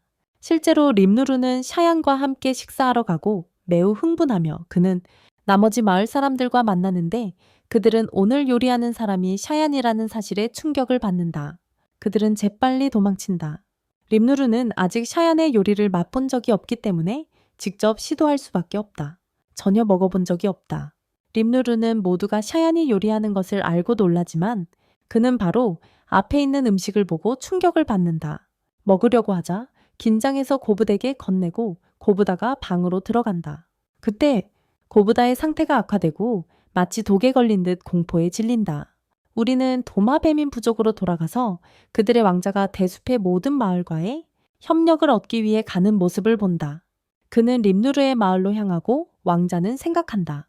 림누르를 정복해서 자신이 보는 것은 단지 슬라임인 림누르를 그래서 모든 강력한 몬스터들을 자신의 지휘 아래 두기 위해 림누르의 마을로 돌아와서 카이진과 쿄로베가 새로운 무기와 재료를 발명하는 것에 대해 생각하며 서로 매우 잘 지내고 있다. 림누르가 그들과 함께 앉아 작업 진행 상황을 확인하는 모습을 보지만 그때 오우거 왕이 들어와서 도마뱀인간 마을에서 온 사절단이 그와 이야기하고 싶어 한다고 알린다. 그에게 림누르는 오우거 왕과 함께 도마뱀인간 왕자를 만나러 가다가 길에서 그의 기진 친구들을 만나 함께 도마뱀인간이 친구가 될지 적이 될지 알아보러 간다. 림누르가 도착하자마자 도마뱀 인간들이 왕자를 전설적인 영웅처럼 극적으로 칭송하는 모습을 본다. 왕자가 전설적인 영웅인 것처럼 화려하게 등장한다. 림누르와 그의 친구들은 벌어지는 일에 혼란스러워한다. 왕자는 매우 연극적인 등장으로 자신을 소개한다. 그는 자신이 도마뱀인들의 왕자 가바라이며 미래의 지도자라고 말합니다. 도마뱀인들의 리무르는 가바라의 오만함에 매우 짜증이 나서 그에게 제대로 된 교훈을 주기로 결심합니다. 그는 심지어 시온조차 분노로 거의 폭발할 지경입니다. 가바라는 오크의 위협으로 인해 대숲이 침략당하고 있으니 그를 따르라고 말합니다. 그와 함께하면 그들이 이 큰 위험으로부터 약한 자들을 보호해 줄 것이라고 말합니다. 약한 자들, 즉 자신들을. 그러나 그가 그들을 약하다고 부를 때 그는 그들을 바라보지만 그에 딱 맞는 사람을 찾지 못합니다. 그래서 그는 급히 자신의 부하들과 함께 모입니다. 어디에 있냐고 묻는다 우리가 모집할 저급 오우거들은 가바라가 다시 오만하게 말하고 모두가 화를 낸다. 그들은 모두 림누에게 바로 죽이라고 요청하고 랑가는 기꺼이 오만한 가바라를 쓰러뜨릴 준비를 한다. 하지만 림누가 그를 막는다. 그 순간 고브타가 도착하자 그들은 고브타에게 도마뱀인 왕자와의 전투 도전장을 내민다. 왕자가 고브타를 이기면 스톰 울프들이 합류한다. 림누는 고브타를 격려하며 그가 이기면 카이진이 그에게 특별한 무기를 만들어줄 것이라고 말한다. 하지만 그가 지면 평생 샤얀의 음식을 먹어야 할 거야. 곱타는 불타올라 한 번의 일격으로 가바라를 쓰러뜨린다. 눈 깜짝할 사이에 리무르는 도마뱀인들에게 그들의 왕자를 데리고 즉시 떠나라고 말한다. 그리고 도와줄지 말지 생각해보겠다고 한다. 하지만 그들의 부하가 된다는 생각은 완전히 잊으라고 한다. 완전히. 실제로 그들은 왕자를 데리고 달아난다. 우리는 거대한 오크 군대가 대숲을 엄청난 수로 진격하는 모습을 본다. 위대한 리무르의 사람 중 한 명이 그들을 지켜보다가 그들의 수가 정확히 20만이라는 사실을 알아냅니다. 오크족이며 모든 정보를 리무르에게 보내고 군대가 강을 따라 북쪽으로 향하고 있다고 알립니다. 즉 그들은 곧장 도마뱀인 마을로 향하는 것이죠. 리무르는 추종자들과 함께 앉아 직면한 문제에 대한 해결책을 생각합니다. 그는 숲의 정령이 자신과 이야기하고 싶어 한다는 소식을 듣습니다. 모두가 놀라는 것은 마지막으로 숲의 정령이 나타난 것이 수십 년 전이기 때문입니다. 그때 이후로 처음입니다. 리무르는 그녀의 요청에 응하고 그녀는 곧바로 놀라운 마법으로 그들 앞에 나타납니다. 그녀는 자신을 연수생이라고 소개한다. 림누르도 자신을 소개하며 그녀에게 방문한 정확한 이유를 묻는다. 그녀는 오크 군주와 그의 거대한 군대를 무찌르는 중요한 부탁을 하러 왔다고 말한다. 그리고 그의 거대한 군대다. 림누르는 그녀가 이런 부탁을 한다는 사실에 놀란다. 그리고 나머지 친구들은 그녀의 요구에 반대하며 매우 이기적이라고 말했어요. 요청하고 그들은 그녀에게 여기서 정확히 무엇을 하고 있는지 묻습니다. 그들에게 많은 종족들이 그들의 마을보다 강하다고 말했어요. 그렇다면 왜? 그녀가 굳이 그들에게 물어본 이유가 뭘까? 그녀는 그들이 맞다고 대답한다. 하지만 물론 그녀는 위험있고 놀라운 존재인 림누르의 존재를 무시할 수 없어요. 그리고 숲의 정령들이 오크 군대와 맞서 싸울 수 없다는 것도요. 만약 공격한다면. 그래서 그녀는 강한 림누르에게 도움을 요청하러 온 거예요.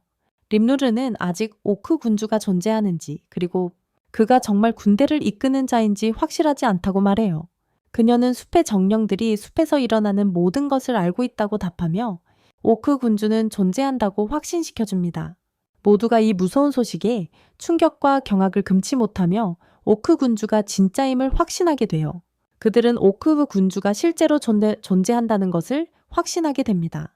림누는 그녀에게 시간을 달라고 하며 어떻게 할지 결정하는 동안 추종자들과 함께 어떤 행동을 취할지 생각한다. 모두가 자신들이 처한 상황에 대해 긴장하고 있으며 깊은 논의 끝에 림누는 결국 그녀의 요청을 받아들이고 오크 군주를 물리치기로 결정한다.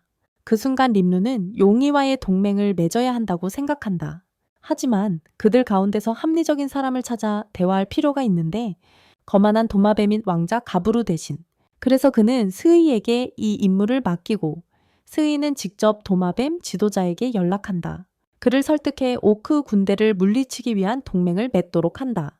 림누는 그의 요청에 동의하며 그 계획은 오크 군대를 무찌르기 위한 협력으로 준비된다. 도마뱀인 마을이 오크 군대와 맞서기 위해 저녁에 가부르는 전투 중에 기절한 후 마침내 깨어난다. 고부타와의 싸움에서 무슨 일이 일어났는지 어떻게 그렇게 쉽게 패배했는지 이해하지 못한다. 하지만 물론 그는 고부타가 속였다고 말하며 그렇게 이겼다고 믿고 그의 추종자들도 평소처럼 그를 칭찬한다. 그 순간 거만한 가부르를 속이는 사악한 마법사가 나타나서 그에게 가부르에게 이름을 지어준 젤무드 경에게 충성한다고 말한다. 이 악당의 이름은 라플라스다. 가부르는 열광적으로 그를 환영하고 악당은 그에게 오크에 대해 말한다. 군대는 오크 군주가 이끌고 있기 때문에 가부르는 그의 아버지를 폐위시키고 그 자리를 차지해야 한다. 가부르는 그것에 대해 생각하며 어차피 오크 군대를 물리치면 도마뱀인들을 이끌 계획이었다고 말하지만 이제는 빨리 부족을 장악해야 한다. 그리하여 악당은 거만한 가부르를 새로운 지도자로 세워 도마뱀인 부족을 약화시키는 계획을 실행한다. 그때 수이가 도마뱀인 왕을 만나러 와서 레무르에 메시지 즉 오크에 맞서기 위한 동맹 제안을 전한다. 도마뱀인 왕은 처음에는 긴장하지만 오크 군대와 그들을 이끄는 오크 군주를 물리치기 위해 동맹을 받아들여야 한다는 것을 안다. 왕은 숲의 정령들이 렘루르에게 오크 군주를 무찌르라고 요청한 당사자라는 사실을 알고 더 놀란다. 그는 즉시 동맹에 동의하지만 렘루르를 직접 만나야 한다는 조건을 내건다. 수인은 그의 요청에 동의하며 정확히 7일 후에 여기서 만날 것이라고 알린다. 수인은 그 후 자리를 떠나고 왕은 모든 병사들을 모아 새 동맹과 오크 군대와 마침내 맞설 수 있게 되었다고 알린다. 모두가 흥분하며 왕을 향해 환호한다. 하지만 사이 후 오크들이 도마뱀인간 마을에 도착하는데 병력이 적어 도마뱀인간들이 그들을 물리친다. 하지만 사흘이 지난 후 오크들이 도마뱀인 마을에 도착했지만 소규모로 숫자를 이용해서 그들을 물리치는 거야.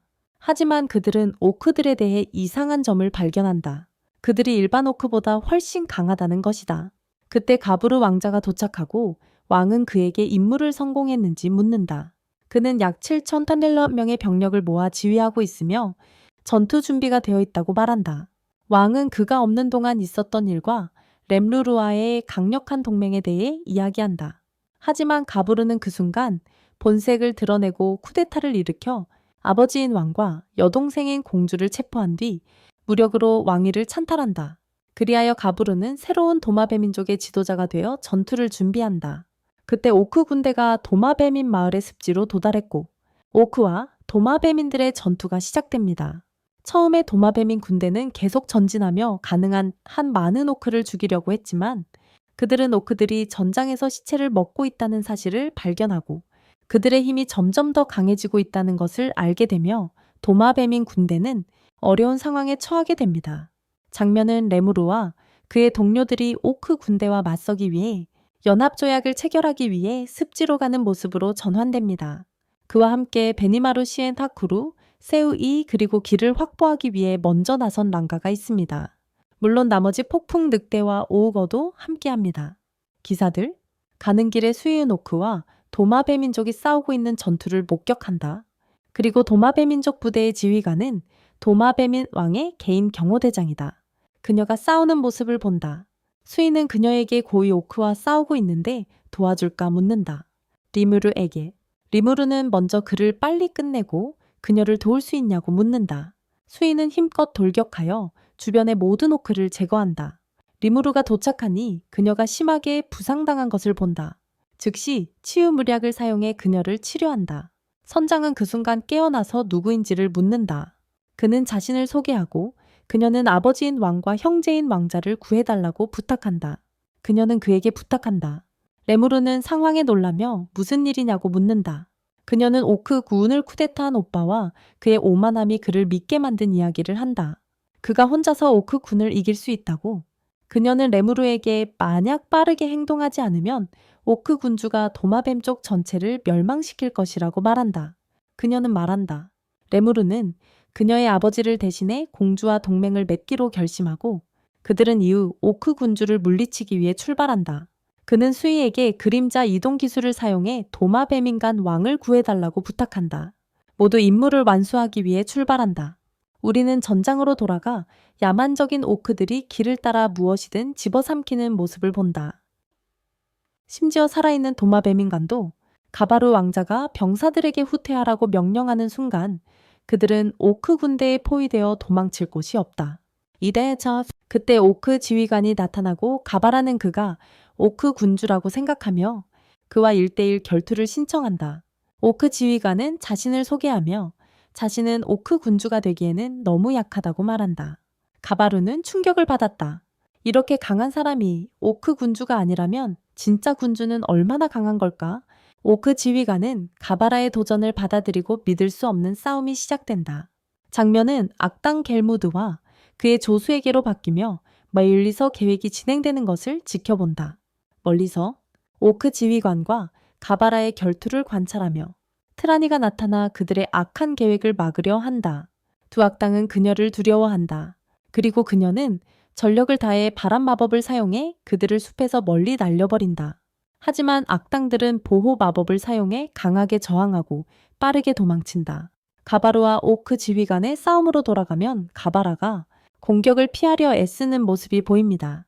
오크 지휘관이 그를 끝내려야 할 때 고부타가 마지막 순간에 나타나 그의 목숨을 구합니다. 나머지 친구들도 도착해 많은 오크들을 쉽게 쓸어버리고 림루는 위에서 전투를 관찰합니다. 그 순간 랑가는 특수 기술인 데스스톰을 사용해 검은 번개로 오크 지휘관과 주변을 제거합니다. 림루의 추종자들은 계속해서 오크 군대를 전멸시킵니다. 동시에 스이는 도마뱀인 왕과 그의 추종자들을 구출합니다. 포획하여 만나는 모든 오크 적들을 처치한다. 그런데 마침내 오크 군주가 나타나고 리무르는 그를 쓰러뜨릴 준비를 한다. 그 순간 겔무드도 나타나서 리무르의 추종자들에게 감히 어떻게 그의 계획을 망쳤냐고 묻는다. 리무르는 이 사람이 오우거 왕의 마다들에게 이름을 지어준 사람임을 깨닫고 가바로에게도 이름을 준 사람임을 알게 된다. 그의 계획은 자신이 지휘하는 새로운 마왕의 탄생임을 알게 된다. 리무르의 기진 친구들은 이 사람이 자신의 마을을 파괴한 악당임을 깨닫는다. 그들은 가바라는 겔무드가 오크들과 싸우기 위해 왔다고 생각했지만 그는 충격을 받는다. 겔무드는 그들을 오크 군주를 위한 먹이로 만들라고 명령한다. 그 순간 오크 군주는 혼란스러워하며 무슨 의미인지 묻고 어떻게 악마 군주가 될 것인지 묻는다. 겔무드는 그들을 삼키면 제한급 오크로 진화하여 악마 군주가 될 것이라고 설명한다. 그 후 겔무드는 힘을 사용해 강력한 공격을 퍼부은다. 가바로와 그의 부하들에게 강력한 공격을 퍼붓는다. 가바로의 부하들이 뛰어들어 맞으며 그를 보호하고 가바로는 깊은 슬픔에 잠긴다. 그의 부하들을 위해 겔무드는 그를 끝내기 위해 준비한다. 하지만 림누르는 마지막 순간에 개입하여 쉽게 공격을 흡수한다.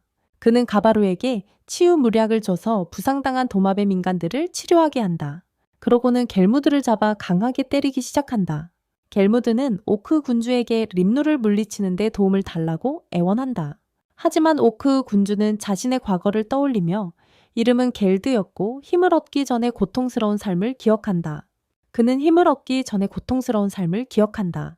그 순간 오크 군주는 움직여 무기로 겔무드의 목을 베어 완전히 제거한다. 그는 겔무드를 베어버린다. 그리고 재빨리 먹어치운다. 무서운 힘이 그를 휩싸이며 그 순간 그는 제한급 오크 마왕으로 변신한다. 그 제한급 오크 마왕으로 변신한다. 림누르의 추종자들이 그 순간 돌진해 겔드를 전력으로 공격하지만 소용없다. 그는 모든 공격을 막아내고 계속해서 자신의 추종자들을 삼켜 힘을 얻는다. 그는 파괴적인 공격으로 그들을 끝내려 하지만 림누르가 나서서 전력을 다해 그와 싸운다. 치열한 전투가 벌어진다. 결국 리무르는 포식자 스킬을 사용해 그를 슬라임으로 삼켜버린다. 형태. 그는 성공적으로 그를 삼켰고 그로써 제한급 오크는 패배하며 전투는 끝난다. 오크 군주는 나중에 그에게 명령을 따랐을 뿐인 모든 오크 추종자들을 용서해달라고 부탁합니다. 명령을 따랐을 뿐입니다. 모두가 승리를 축하합니다. 림루는 복수를 끝낸 기진 추종자들에게 이제 헤어질 것인지 묻습니다. 복수를 했으니 말이죠. 그들은 그를 떠나지 않고 영원히 충성을 다하겠다고 거절합니다. 그 후 오크를 포함한 모든 몬스터 종족 대표들이 모입니다. 오크도 포함해서요. 림루는 오크들이 겪은 기근 때문에 저지른 범죄를 모두 무죄로 선언하며 회의를 시작합니다. 그것은 모두 그들이 겪은 기근 때문이었기 때문입니다. 그는 그들에게 오크들의 실수에 대해 전적인 책임을 지겠다고 말한다. 자신이? 그런 다음 그는 모두에게 자신이 말한 것에 대한 의견을 묻고 모두가 동의한다. 하지만 오크 군주는 오크들이 어디에 살 것인지 묻는다. 리무르는 해결책을 생각하며 그들의 수가 매우 많다는 것을 깨닫는다. 약 15만 마리의 오크들이다.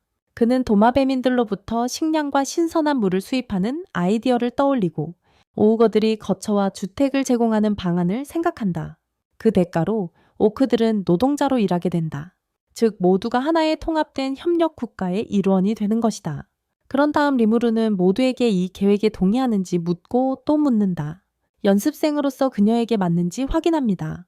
그녀도 동의하며 도움을 주겠다고 약속하고 그를 이 몬스터 국가의 리더로 임명합니다.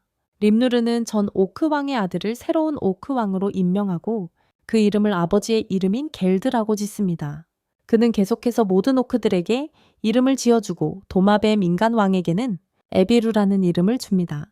그리고 에비루가 반역죄를 저지른 아들 가비루를 판결하는 장면이 나오는데 형벌은 추방과 도마뱀 인간 마을에서의 유배입니다.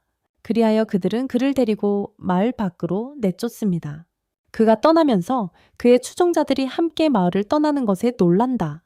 또한 한편 우리는 마왕의 낙마가 겔무대 조수와 함께 앉아있는 모습을 본다.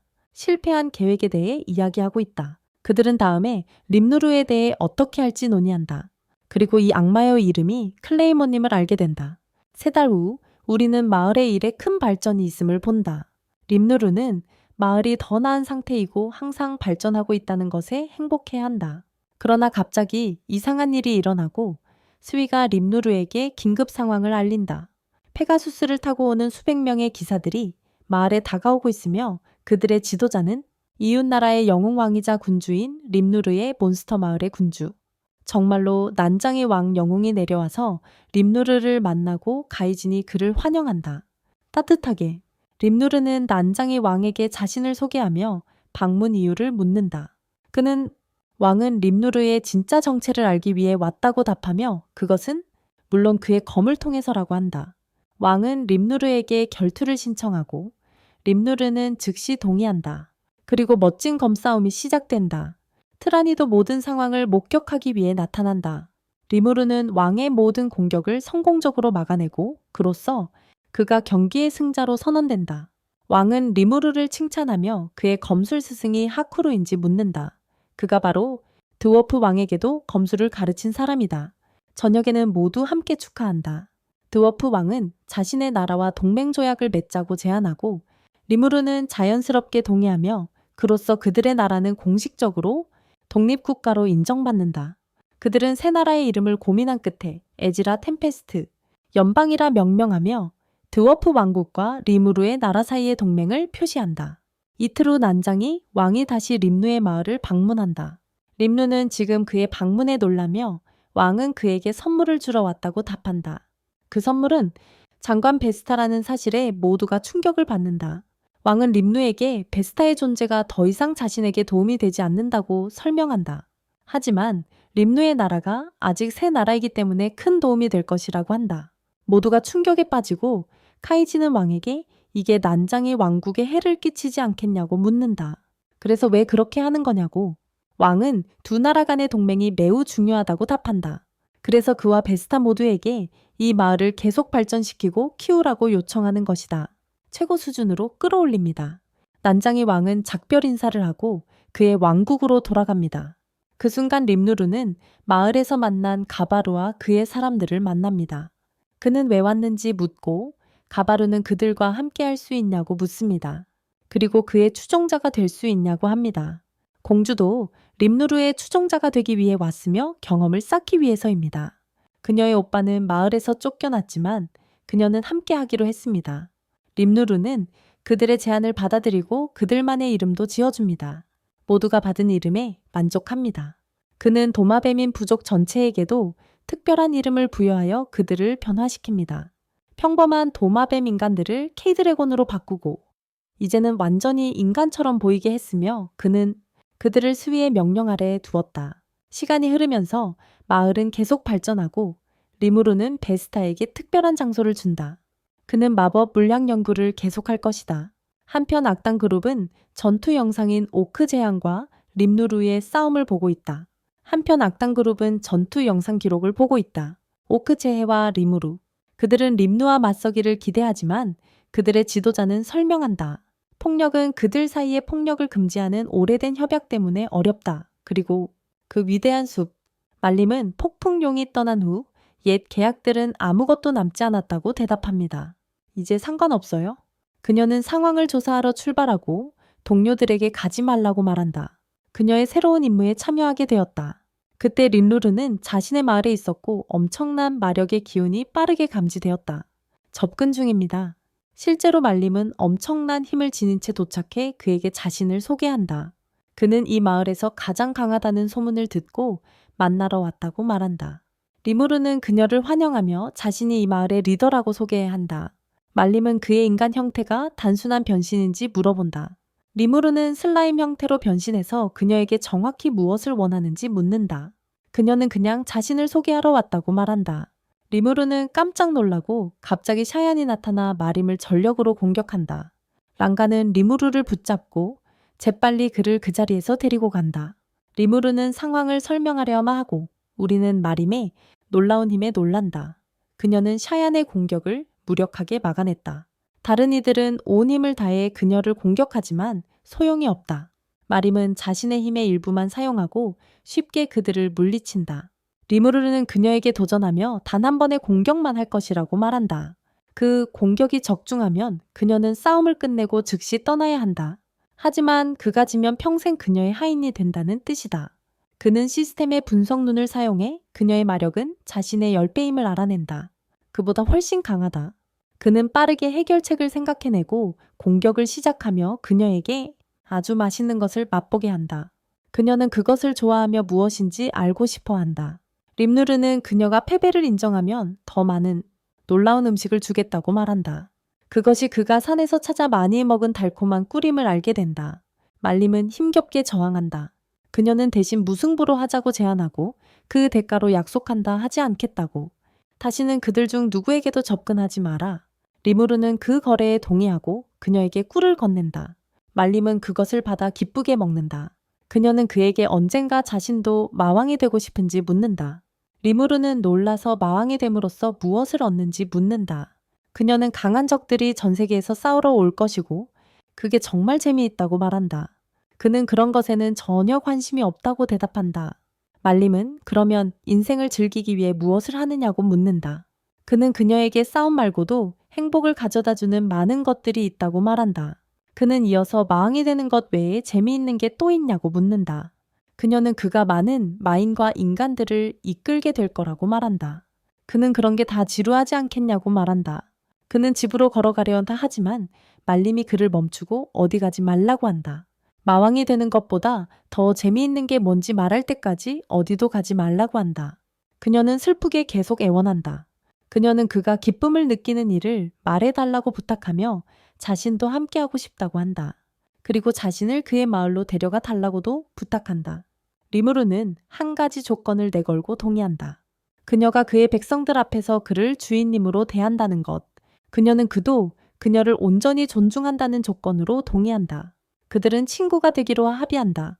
그는 그녀를 마을로 데려가 문제를 일으키지 말라고 부탁한다.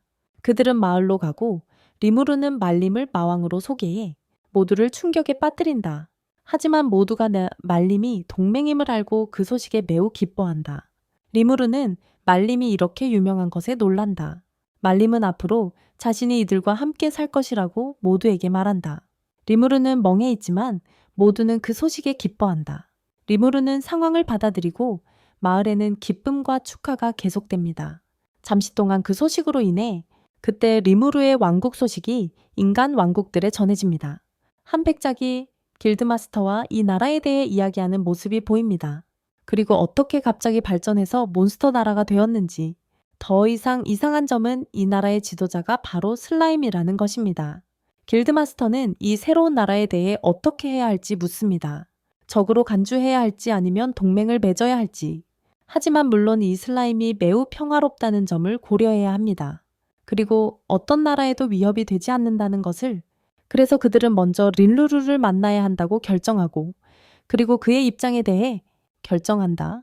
그때 길드장은 모험가 친구들과 함께 떠나고 에렌과 그녀의 팀도 함께 간다. 우리는 평화로 가득한 릴루루의 마을로 돌아가고 모두가 모든 일이 잘 진행되는 것을 즐기고 있다.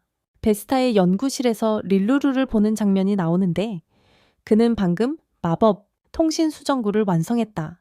베스타가 그에게 시도해봤냐고 묻자 릴루루는 이미 해봤다고 답한다. 그는 드워프 왕에게 연락해 릴루루가 처리했다고 알렸다.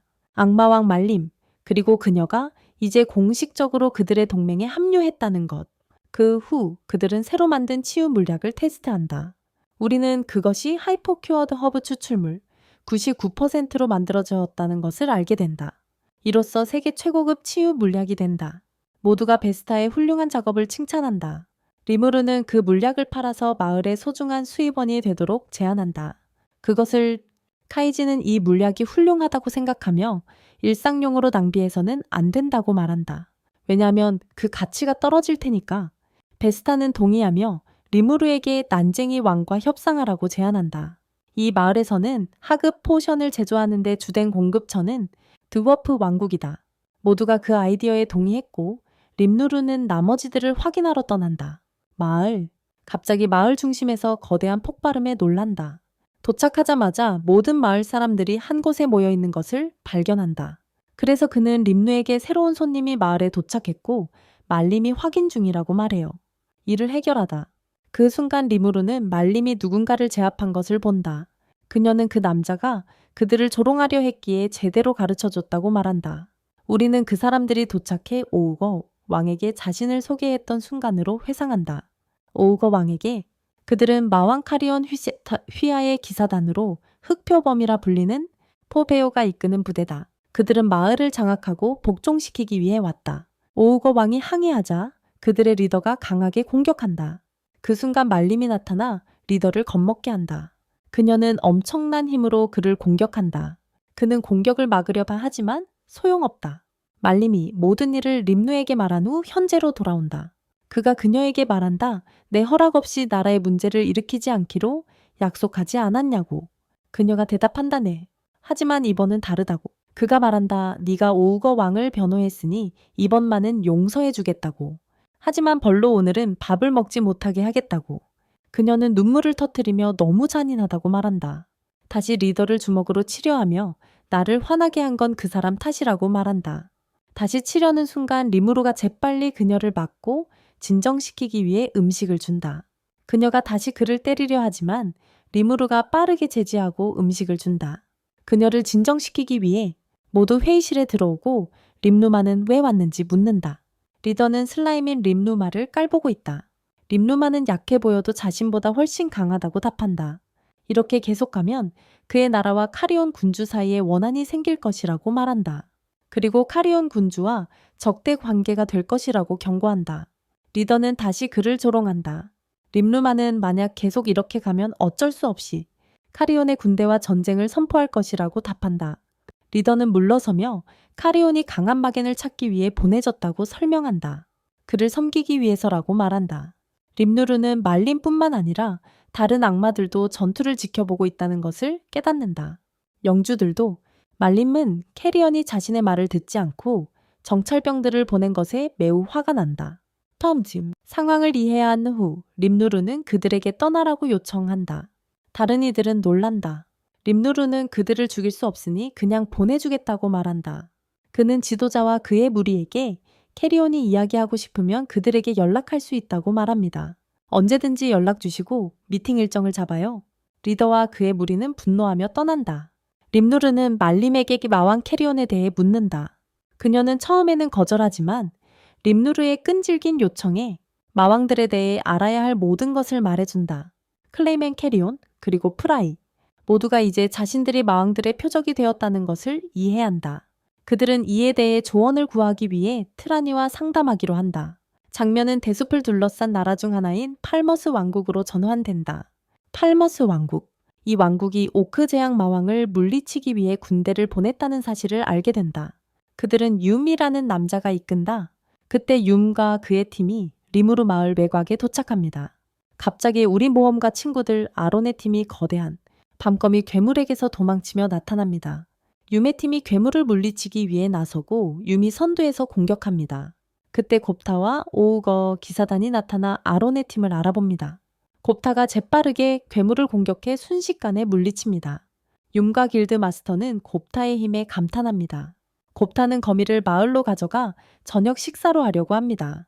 그는 모든 모험가들을 데리고 리무르를 만나러 가고 리무르는 자신과 그의 나라를 소개합니다. 그는 그들에게 브루문드와 팔머스 출신 사람들이 마을을 조사하러 왔는지 묻는다.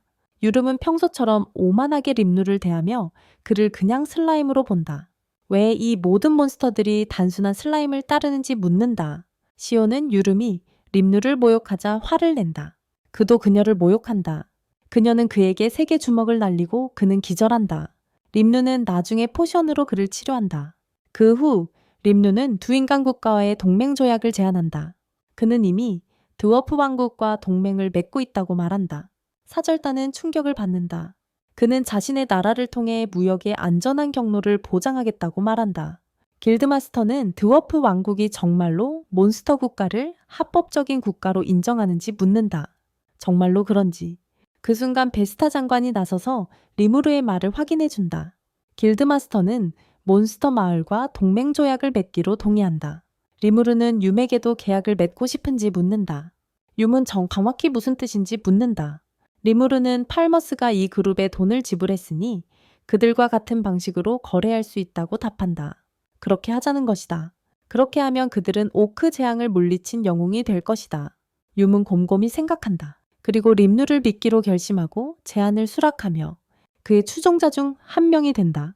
윰과 그의 부하들은 하쿠르 밑에서 훈련을 시작해 오크 재앙을 물리친 영웅이 되기로 한다. 장면은 데몬로드 클레이맨으로 전환되고 그는 조수와 말림이 림루 편에 합류한 지금 어떻게 할지 이야기한다. 조수는 데몬로드 프레이가 대숲에서 벌어지는 일에는 전혀 관심이 없다고 말한다. 그녀는 지금 훨씬 더 위험한 일에 신경 쓰고 있다. 카리브디스가 곧 부활하려 하고 있어. 악마왕 클레이만은 카리브디스가 부활한다는 소식을 듣고 충격을 받았어. 그것이 무서운 괴물이라는 걸 알게 돼. 그는 조수타레에게 또 다른 위험한 임무를 줘 릴루르에게 가서 상황을 해결하되 가능한 한 폭력을 쓰지 않도록 해. 그녀는 빠르게 괴물의 봉인된 곳을 찾아서 길들일 수 있는지 확인해야 해. 타레는 임무를 완수하기 위해 서둘러 출발해. 이제 우리는 블랙 레오파드 퐁의 기사단으로 가서 그들의 리더가 여전히 릴루르에게 화가 난 모습을 보고 있어. 그의 동료들은 그를 진정시키려 애쓰며 마왕 말림이 있는 한 그들이 할 수 있는 일이 없다고 말한다. 그들 자신의 주인 카리온조차 그녀 앞에서는 아무것도 할 수 없다. 하지만 리더는 그것을 받아들이지 않고 복수를 한 뒤에야 돌아가겠다고 결심한다. 친구들은 현재 상황에서 복수는 어렵거나 불가능하다고 설득하려 애쓴다. 그때 한 명의 사악한 마기안이 도착해 자신을 소개한다. 그의 이름은 푼맨이다. 그는 자신이 온건한 할리퀸 동맹의 일원이라고 말하며 분노한 마임 광대라고 불리는 타레가 그와 함께 나타나 걱정하지 말라며 그들은 적이 아니라고 말한다. 반대로 그들은 복수를 도우러 온 것이다. 리더의 친구가 이 사람들을 경고하려 제안하지만 포비오는 듣지 않고 악당의 말에 휘말린다. 그들은 그에게 강해지고 싶다면 카리브디스의 힘을 끌어내어 스스로 마왕이 되어야 한다고 말한다. 포비오는 카리온에게 더 도움이 되기 위해 마왕이 되기로 결심하고 그들의 제안을 받아들인다. 그는 동료들에게 작별을 고하고 두 광대와 함께 새로운 길을 떠난다. 이무. 잠시 후 포비오와 두 광대는 세계에서 가장 위험한 괴물인 카리브디스의 위치에 도착하고 포비오는 봉인을 풀고 괴물을 제압할 준비를 한다.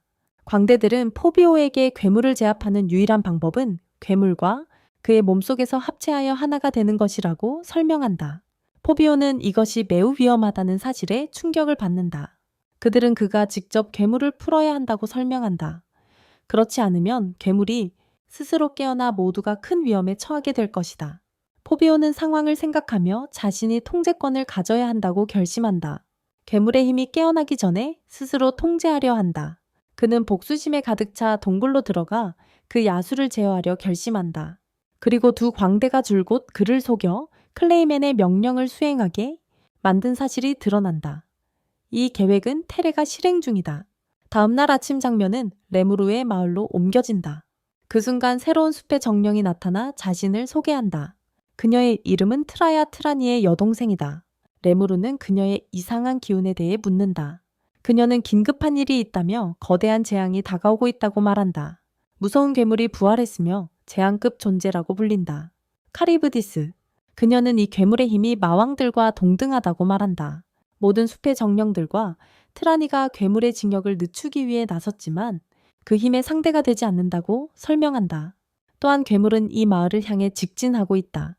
레무르는 이 소식에 충격을 받고 그녀가 자세히 설명할 수 있도록 회의실로 향한다. 그들은 이 괴물이 벨도라의 마기쿨로 이루어진 구름에서 태어난 거대한 폭풍용의 자식임을 알게 된다.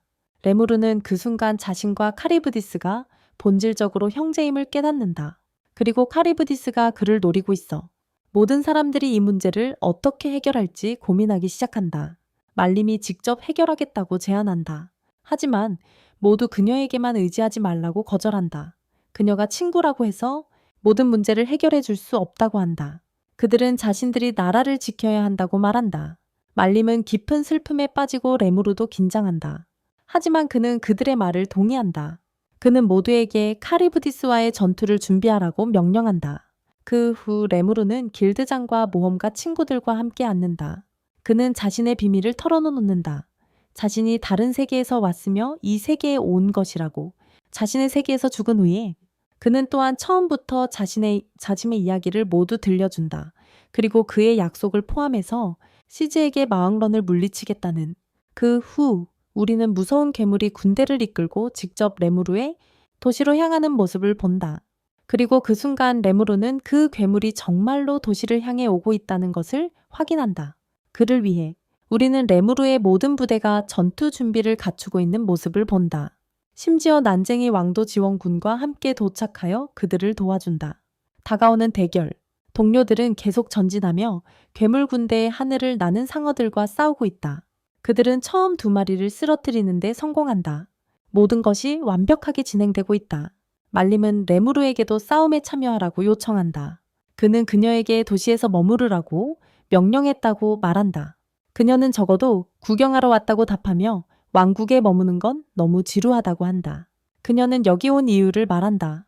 수위의 독특한 기술이 빛나며 하늘을 나는 상어 하나를 장악하고 다른 상어들을 제거한다.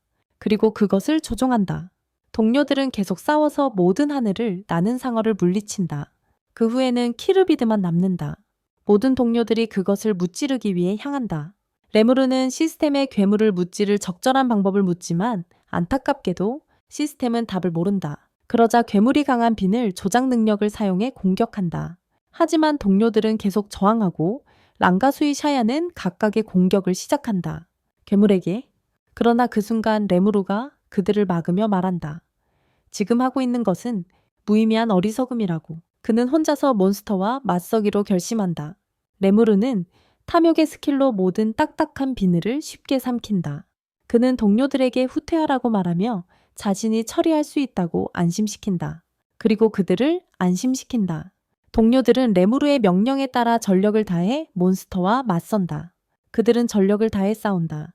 오랜 시간 전투가 계속되지만 결론은 나지 않는다. 그러던 중 갑자기 레무르는 몬스터가 분노하며 말하는 것을 듣는다. 그것은 말림을 죽이려고 한다. 그 순간 레무르는 몬스터의 분노가 자신이 아닌 그녀를 향한 것임을 깨닫는다. 말림에서, 즉 이 전투는 처음부터 말림을 위한 것이었다는 뜻이다. 그래서 그는 말림이 싸움에 도움을 주도록 하기로 결정한다. 지루해서 자고 있는 그녀를 발견하자 재빨리 깨운다. 말림은 평가의 눈으로 괴물을 조사하고 그 괴물이 포비오의 몸을 빙의했다는 것을 알아낸다. 말림은 마침내 싸울 수 있게 되었다는 사실에 신이 난다. 준비를 하고 앞으로 돌진한다. 레무르는 그녀에게 포비오를 죽이지 말고 괴물에게서 그를 구해달라고 부탁한다. 전투가 시작되고 말림은 자신의 기술을 무리 없이 사용해 괴물을 물리친다. 레무르는 괴물에게서 풀려난 포비오가 넘어지기 전에 재빨리 붙잡는다. 그 후 그는 치유무리학을 사용해 그를 회복시키고 차리브디스의 마법, 핵을 그의 몸에서 추출한다. 렘루는 드워프 왕국 기사단장이신 드워프 경께서 도와주신 것에 감사드립니다. 이렇게 위험한 임무에 포비오는 이후 깨어나 무슨 일이 있었는지 혼란스러워한다. 모든 것을 기억하고 깊이 사과한다. 그때 트라니와 그녀의 여동생이 나타나 차리브디스의 봉인을 어떻게 찾았는지 묻는다. 포비오는 일어난 모든 일을 설명한다. 동료들은 그제야 진짜 적이 그 조직임을 깨닫는다. 적당한 하를리퀸 동맹. 하지만 말림은 클레이맨이 이 모든 일의 배후일지도 모른다고 경고한다. 포비오는 누가 이 모든 일을 계획했든 그 사람이 책임져야 한다고 말한다. 책임을. 그리고 그는 마왕 캐리온이 이 일과는 전혀 관련이 없다고 확인한다. 레무르는 그를 용서하며 다음에는 더 조심하고 다시 속지 말라고 말한다. 다시 그를 떠나게 허락한다. 포비오는 놀라고 그 순간 캐리온이 나타난다.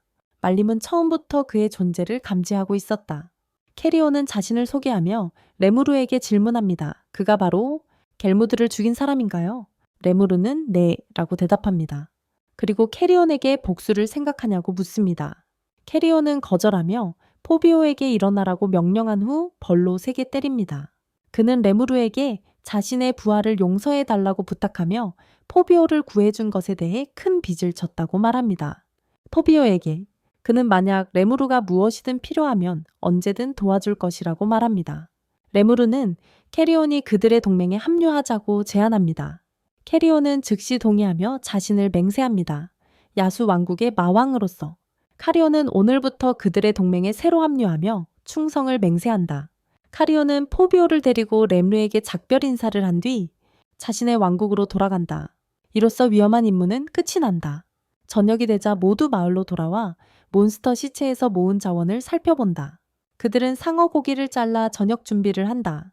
카이지는 갑옷과 무기 제작에 쓸 비늘을 모은다.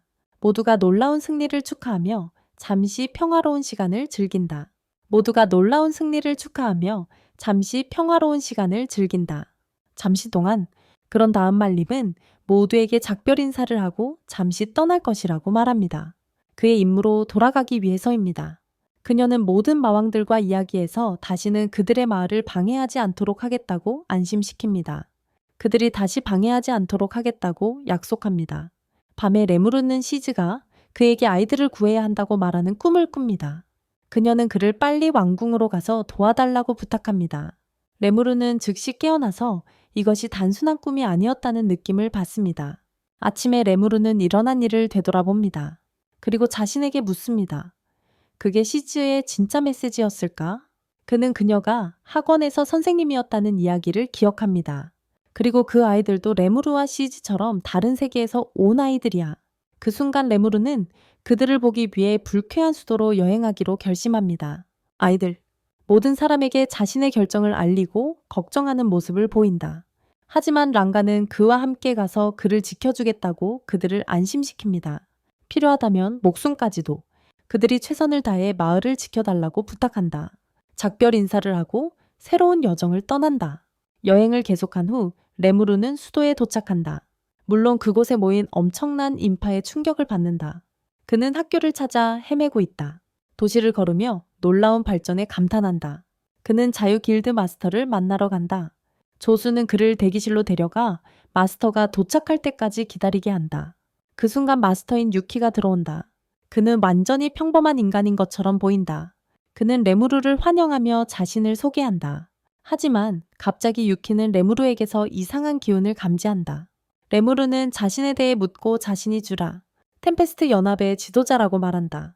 하지만 유키는 레무르가 가진 가면에 집중한다. 그리고 묻는다. 저게 시즈의 가면이야? 레무르가 대답한다 그래? 그리고 내 슬라임 능력의 일부는 내가 섭취한 존재의 형상을 흉내내는 것이다. 그 답변에 유키는 놀란다.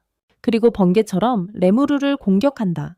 하지만 레무르는 쉽게 공격을 피하고 그를 진정시키려 한다. 그러자 일본 원래 세계의 한 말을 떠올리며 그를 놀라게 한다. 유키는 진실을 깨닫고 진정한다. 레무르는 위협이 아니야. 그와 똑같은 존재일 뿐이야. 레무르는 유키도 일본 출신임을 알게 된다. 유키가 그에게 묻는다. 너는 우리 세계로 돌아갈 방법을 찾으러 온 거야. 레무르가 대답한다. 아니, 그게 내 목표는 아니야. 하지만 정말 돌아갈 방법이 있긴 한 거야. 유키는 슬픈 표정으로 현재는 방법이 없다고 말한다. 유키는 램루가 온 이유가 시즈 아이들 때문이라는 것을 이해하고 있다. 돌봐주었어요. 그는 즉시 동의한다. 이것이 시즈의 바람이었기 때문이다. 그 후 그는 레무르를 학원으로 데려가 학생들의 선생님으로 임명한다. 레무르가 묻는다. 이 아이들은 어떻게 여기까지 오게 된 거야? 유키가 대답한다. 그들은 현실 세계의 다른 나라에서 소환되었다고. 그들은 강력한 영웅을 소환하려던 실패한 실험의 일부였다. 그 후 시즈가 그들을 입양하고 그들을 구하는데 평생을 바쳤다. 램루르가 처음으로 교실에 들어와 학생들에게 인사하고 자신을 소개한다. 자신을? 하지만 갑자기 학생들이 아무 경고 없이 그를 공격한다. 하지만 램루르는 그들의 공격을 거뜬히 피하며 생각하기 시작한다. 이 혼란을 어떻게 처리해야 하지? 램루르가 수업을 시작할 준비를 한다. 그는 학생들의 출석을 부른다. 첫 번째 학생은 케냐 미사키라고 배웁니다. 두 번째는 세키구치 료타입니다. 그리고 게일 깁슨, 앨리스 론도, 클로이 오베르도 있습니다. 하지만 그들 중 누구도 그에게 반응하지 않고 무시합니다. 그래서 레무르는 랑가를 소환해 그들을 겁주고 다시 이름을 부릅니다. 모두 즉시 대답합니다. 그러자 케냐가 말하길 그 거대한 개로 우리를 협박하는 거야. 하지만 그는 랑가가 친근하고 자신과 놀고 싶어 한다는 사실에 놀랍니다. 레무르는 자신을 소개하며 오늘부터 새로운 선생님이라고 말합니다. 오늘부터요? 그는 그들의 신뢰를 얻을 방법을 생각하기 시작한다. 다른 모두가 그들을 버린 후 그는 그들을 학원 운동장으로 데리고 가서 화를 풀 수 있도록 재미있는 게임을 하게 한다. 그 게임은 그들과 램루르 간의 1대1 싸움이다. 소년들은 신이 나서 말한다. 랑가를 쓰지 않으면 10분도 안 걸려서 널 이길 수 있어. 램루르는 료타를 심판으로 임명한다. 첫 번째 싸움은 케냐와 시작된다. 케냐는 자신이 좋아하는 무기를 고른다. 램루르가 말한다. 나와의 이 싸움에서 지면 뭔가 보여주어야 해. 존경심. 싸움이 시작된다. 하지만 램루르는 케냐의 모든 공격을 거뜬히 피한다. 그렇게 케냐가 지칠 때까지 계속된다. 시간이 다 되고 램루르가 이긴다. 다음은 만화를 좋아하는 클레다. 경기가 시작되고 램루르는 클레의 물 마법 능력에 놀란다. 그녀는 램루르를 물 감옥에 가두고 물날개로 공격할 준비를 한다. 하지만 물론 램루르는 포기하지 않고 그녀의 마법을 쉽게 벗어난다. 그가 또 이긴다. 그런 다음 그는 그녀의 놀라운 실력을 칭찬하러 간다. 클로이는 기쁨의 눈물을 흘린다. 다음은 게일 차례이고 그는 인상적인 마법 탄환을 사용한다. 하지만 램루르는 그것들을 쉽게 흡수해 게일을 놀라게 한다. 그래서 램루르가 또 이긴다. 그 다음은 료타 차례이고 결과는 똑같다. 그가 매우 강함에도 불구하고 다른 사람들처럼 램루르에게 진다. 그리고 앨리스도 마찬가지다. 그 후 램루르는 그들의 몸속 에너지가 크게 떨어진 것을 발견한다. 상당히 그는 그들의 힘을 조절할 방법을 생각하고 에너지를 봉인하는 것을 고려한다. 하지만 시스템은 그 에너지가 그들의 영혼과 융합되어 있어 아무도 분리할 수 없다고 말한다. 그래서 램루르는 다른 방법을 찾을 시간이 많지 않다는 것을 깨닫는다. 그는 아이들에게 이제 자신이 얼마나 강한지 보았다고 말한다. 그는 시즈의 가면에 맹세하며 어떤 위험으로부터도 그들을 지키겠다고 약속한다. 아이들은 가면을 보고 모두 놀란다. 램루르는 시즈가 가면을 맡길 때 아이들도 함께 맡겼다고 말한다. 그녀가 그들을 그에게 맡긴 것이다. 그 순간 아이들은 그를 믿기로 결심한다. 레무르는 절대 그들을 실망시키지 않겠다고 약속한다. 저녁에 레무르는 베스타가 가르쳐준 대로 텔레포테이션 게이트를 사용해 트레이니를 방문한다. 레무르는 고위 정령들이 아이들 안에 머무르게 하는 것을 생각한다. 시체들, 마치 시즈 안에 있는 것처럼. 이렇게 하면 아이들이 자신의 힘을 훨씬 더 잘 다룰 수 있을 것이다. 실제로 레무르는 트레이니를 만나 고위 정령들을 어디서 찾을 수 있는지 묻는다. 그녀는 그에게 정령의 거처라는 곳에 대해 알려주는데 그곳은 정령의 여왕이 다스리고 있다. 그녀는 그 장소의 입구가 여러 개 있다고 설명한다. 하지만 그녀가 아는 입구는 오래전에 사라졌다. 레무르는 영혼의 여왕에게 닿을 방법을 찾느라 하루 종일 생각에 잠긴다. 하지만 그날 밤 그는 시즈의 꿈을 꾸며 모든 것을 자신이 처리하겠다고 다짐한다. 스스로. 그 후 몇 달이 지나간다. 하지만 불행히도 레무르는 아직도 해결책을 찾지 못했다. 그는 나중에 아이들과 산책을 나간다. 그는 아이들에게 전투 훈련을 해야 한다고 말한다. 잘 훈련하면 새 만화책권으로 보상하기로 결심한다. 아이들은 신나서 먼저 훈련하려고 경쟁하며 책을 차지하려고 해요. 레무르는 아이들과 겨루기를 합니다. 하지만 다시 쉽게 이기죠. 그들은 만화책을 못 읽게 될까봐 슬퍼해요. 그런데 갑자기 레무르와 랑가는 하늘에서 다가오는 악한 기운을 감지합니다. 레무르는 시스템을 이용해 그것이 무엇인지 파악하고 하늘의 용임을 알게 됩니다.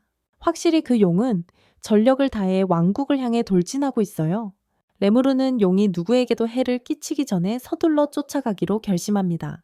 그는 랑게에게 아이들과 함께 있어 달라고 말하며 보호하라고 합니다. 아이들은 매우 긴장하고 레무르를 걱정하고 있어요. 그들은 그에게 용을 무찌를 수 없다고 말했어요. 너무 위험하다고. 그는 안심시키고 빠르게 출발했어요. 그때 왕국의 기사들이 온 힘을 다해 용과 싸우고 있었어요. 힘을 다해 싸우고 있었어요. 하지만 그들의 공격은 전혀 효과가 없었어요. 용이 그들을 끝내려고 할 때 마지막 순간에 레무르가 나타났어요. 쉽게 공격을 막고 자신의 힘으로 용을 삼켜버렸어요. 그렇게 왕국을 구했어요. 모두가 영웅의 마을을 구한 사람이라고 믿었어요. 저녁에 유키는 레무르에게 마이어 마일스라는 상인이 그를 초대했다고 말했어요. 저녁 식사하러 그는 아이들이 함께 가는 것도 허락했어요. 레무르가 그에게 초대가 무슨 용도인지 묻는다. 유키는 오늘 신비한 전사가 자신의 목숨을 구해줘서라고 대답한다. 그리고 물론 모두가 레무르가 용에게서 구해준 사람임을 알고 있다. 레무르가 유키에게 상인을 믿을 수 있냐고 묻는다. 유키는 그렇다고 말한다. 그는 블루문드 왕국과 자유연합에서 발급한 공식 상인 증명서를 가지고 있다. 오늘 저녁에 레무르와 아이들은 저녁 식사하러 간다. 아이들이 정말 음식을 좋아해요. 우리는 상인이 레무르와 함께 앉아 그를 구해준 것에 대해 감사하는 모습을 봅니다. 레무르는 그와 경제와 무역에 대해 이야기합니다. 그리고 그의 마을에 대해 이야기해요. 레무르는 그에게 마을을 방문하라고 제안합니다. 모두가 방문하고 상호 무역을 시작하기로 동의합니다. 상인은 그 거래가 양쪽 모두에게 매우 이익이 될 수 있다는 것을 깨닫습니다. 레무르는 상인에게 작별 인사를 하고 집으로 향합니다. 그는 나중에 상인의 아내가 영혼의 거처에 대한 정보를 알고 있다는 것을 알게 됩니다. 그리고 영혼의 여왕에 대한 정보도 알고 있습니다. 그는 그녀에게 무언가 아는지, 그리고 거기에 어떻게 갈 수 있는지 묻는다. 그녀는 후한 대가를 받고 위치와 도착 방법을 알려준다. 지브리다. 그곳은 올가 자연공원에 있으며 올그라티아 공화국이라는 국경국가의 북부에 있다. 올그라티아 공화국이다. 레무르와 아이들은 그 위치로 출발해 마침내 숲에 도착한다. 그리고 마침내 영혼의 거처에 도착해 문 앞에 선다. 레무르는 아이들에게 모험할 준비가 되었는지 묻고 안에 있을 위험에 대해 설명한다. 그들이 마주할 위험들이다. 아이들은 의욕을 얻고 레무르와 함께 영혼의 거처 안으로 들어간다. 들어가는 길에 모두가 놀라운 입구 풍경에 감탄하고 렘누르는 그들을 방해하려고 설치된 함정의 존재를 감지한다. 그러나 갑자기 영혼 무리가 텔레파시로 그들에게 말을 걸며 그들을 겁주려 한다. 렘누르는 영혼들에게 여기서 사는지 묻고 자신을 고이 영혼들에게 안내해 달라고 요청한다. 영혼들은 그를 비웃으며 길을 보여주겠다고 말한다. 하지만 단 한 가지 조건이 있다. 갑자기 이상한 길이 그들 앞에 나타난다. 렘누르와 아이들은 어쩔 수 없이 그 길을 따라가야 한다. 갑자기 기계전사가 나타나고 그를 물리치는 것이 도전 과제입니다. 레무르는 싸움에 흥분해서 랑객에 아이들을 보호하라고 부탁합니다. 그 후 그와 로봇의 전투가 시작됩니다. 레무르는 모든 공격을 쉽게 피하고 검은 불꽃으로 공격하여 순식간에 이깁니다. 영혼들은 일어난 일에 충격을 받고 레무르가 도전에서 승리합니다. 그 후 레무르는 영혼들의 위치를 찾아내고 빨리 나타나라고 말합니다. 그렇지 않으면 그들도 물리치겠다고 합니다. 그들은 두려워서 즉시 나타납니다. 그리고 그들 중 하나는 작은 요정입니다. 그녀는 자신을 열대 마왕 중 하나라고 소개하며 이름을 말한다. 람리리스라고. 처음에 레무르는 그녀를 믿지 않지만 그녀는 곧 자신의 능력에 대한 자세한 정보를 알려준다. 그는 그녀에게 말한다. 자신이 말림을 알고 있으며 그녀는 그의 친구라고. 그녀는 그에게 묻는다. 그가 큰 숲의 지배자가 된 슬라임이냐고. 그는 그렇다고 대답한다. 그것이 처음이다. 아이들이 선생님이 슬라임인 것을 깨달았을 때 그들은 놀라워하며 슬라임임에도 불구하고 얼마나 강한지 기뻐한다. 레무르는 요정에게 아이들의 상황을 이야기하며 그가 하고 싶은 말을 전한다. 고위영들과 계약을 맺어 그들의 목숨을 구합니다. 우리는 이 요정이 마음씨가 착하다는 것을 알아차리고 그녀는 그들의 임무를 돕기로 동의합니다. 그들은 함께 고위영들을 만나러 계속 나아가며 영들에 거쳐 가장 깊은 곳에 도달할 때까지 진행합니다. 레무르는 이곳에 고위영들이 있는지 요정에게 묻습니다. 그녀는 그렇다고 말합니다. 하지만 각자 의지가 있으니 그들의 부름에 응해야 합니다. 그러나 만약 그들이 오지 않는다면 레무르는 자신의 에너지 일부를 분리해 새로운 고위영을 만들 수 있습니다. 그리고 영혼을 부를 시간이 되어 레무르는 요정에게 어떻게 해야 할지 묻습니다. 부르는 방법을 요정은 도와줘 또는 놀자라고 외치라고 말해주고 관심 있는 영혼이 있으면 나타나서 소환이 성공할 거라고 합니다. 아이들은 아무 반응이 없을까봐 긴장하지만 레무르가 안심시켜줍니다. 길이 먼저 하고 매우 긴장하자 레무르가 위로하며 자신만의 특별한 방식으로 외칩니다. 그 순간 실제로 반응이 일어나고 나타난 것은 흩어진 다른 영혼들의 조각들입니다. 그래서 레무르는 이 모든 조각을 사용해 새로운 고위급을 만들기로 합니다. 그의 기술을 사용해 정령을 소환했고 과정은 성공적이었다. 길에게 새로운 고위 정령이 나타났고 임무는 완벽히 완료되었다. 다음은 앨리스 차례였고 그녀에게도 같은 일이 일어났다. 레무르도 자신의 기술을 사용했고 그녀 역시 새로운 고위 정령을 받았다. 그 다음은 케냐 차례였고 이번에는 진정한 고위 정령이 즉시 스스로 나타났다. 그 정령은 그들에게 인사하며 자신을 빛의 정령이라 소개했고 알고 보니 그녀는 요정을 알고 있었다. 케냐는 정령과 동의했고 계약이 체결되었다. 류오타와도 새로운 정령을 만들어 계약이 체결되었으며 우리는 그 모습을 본다. 최강의 정령을 소환하는 클로이의 경이로움. 모두 놀라서 무슨 일이 일어나고 있는지 모르지만 갑자기 정령이 나타나고 그것은 고대 영웅의 영혼을 구현한 모습이며 성공적으로 클로이 안에 깃든다. 모두 임무를 완수한 것에 기뻐하며 이제 모든 아이들이 안전하다는 것에 만족한다. 안전하게. 레무르는 요정에게 도움에 감사하고 그녀는 그들의 감사에 매우 수줍어한다. 감사 인사해. 그 후 레무르와 아이들은 돌아오고 그는 유키를 만나서 무슨 일이 있었는지 말한다. 일어난 일.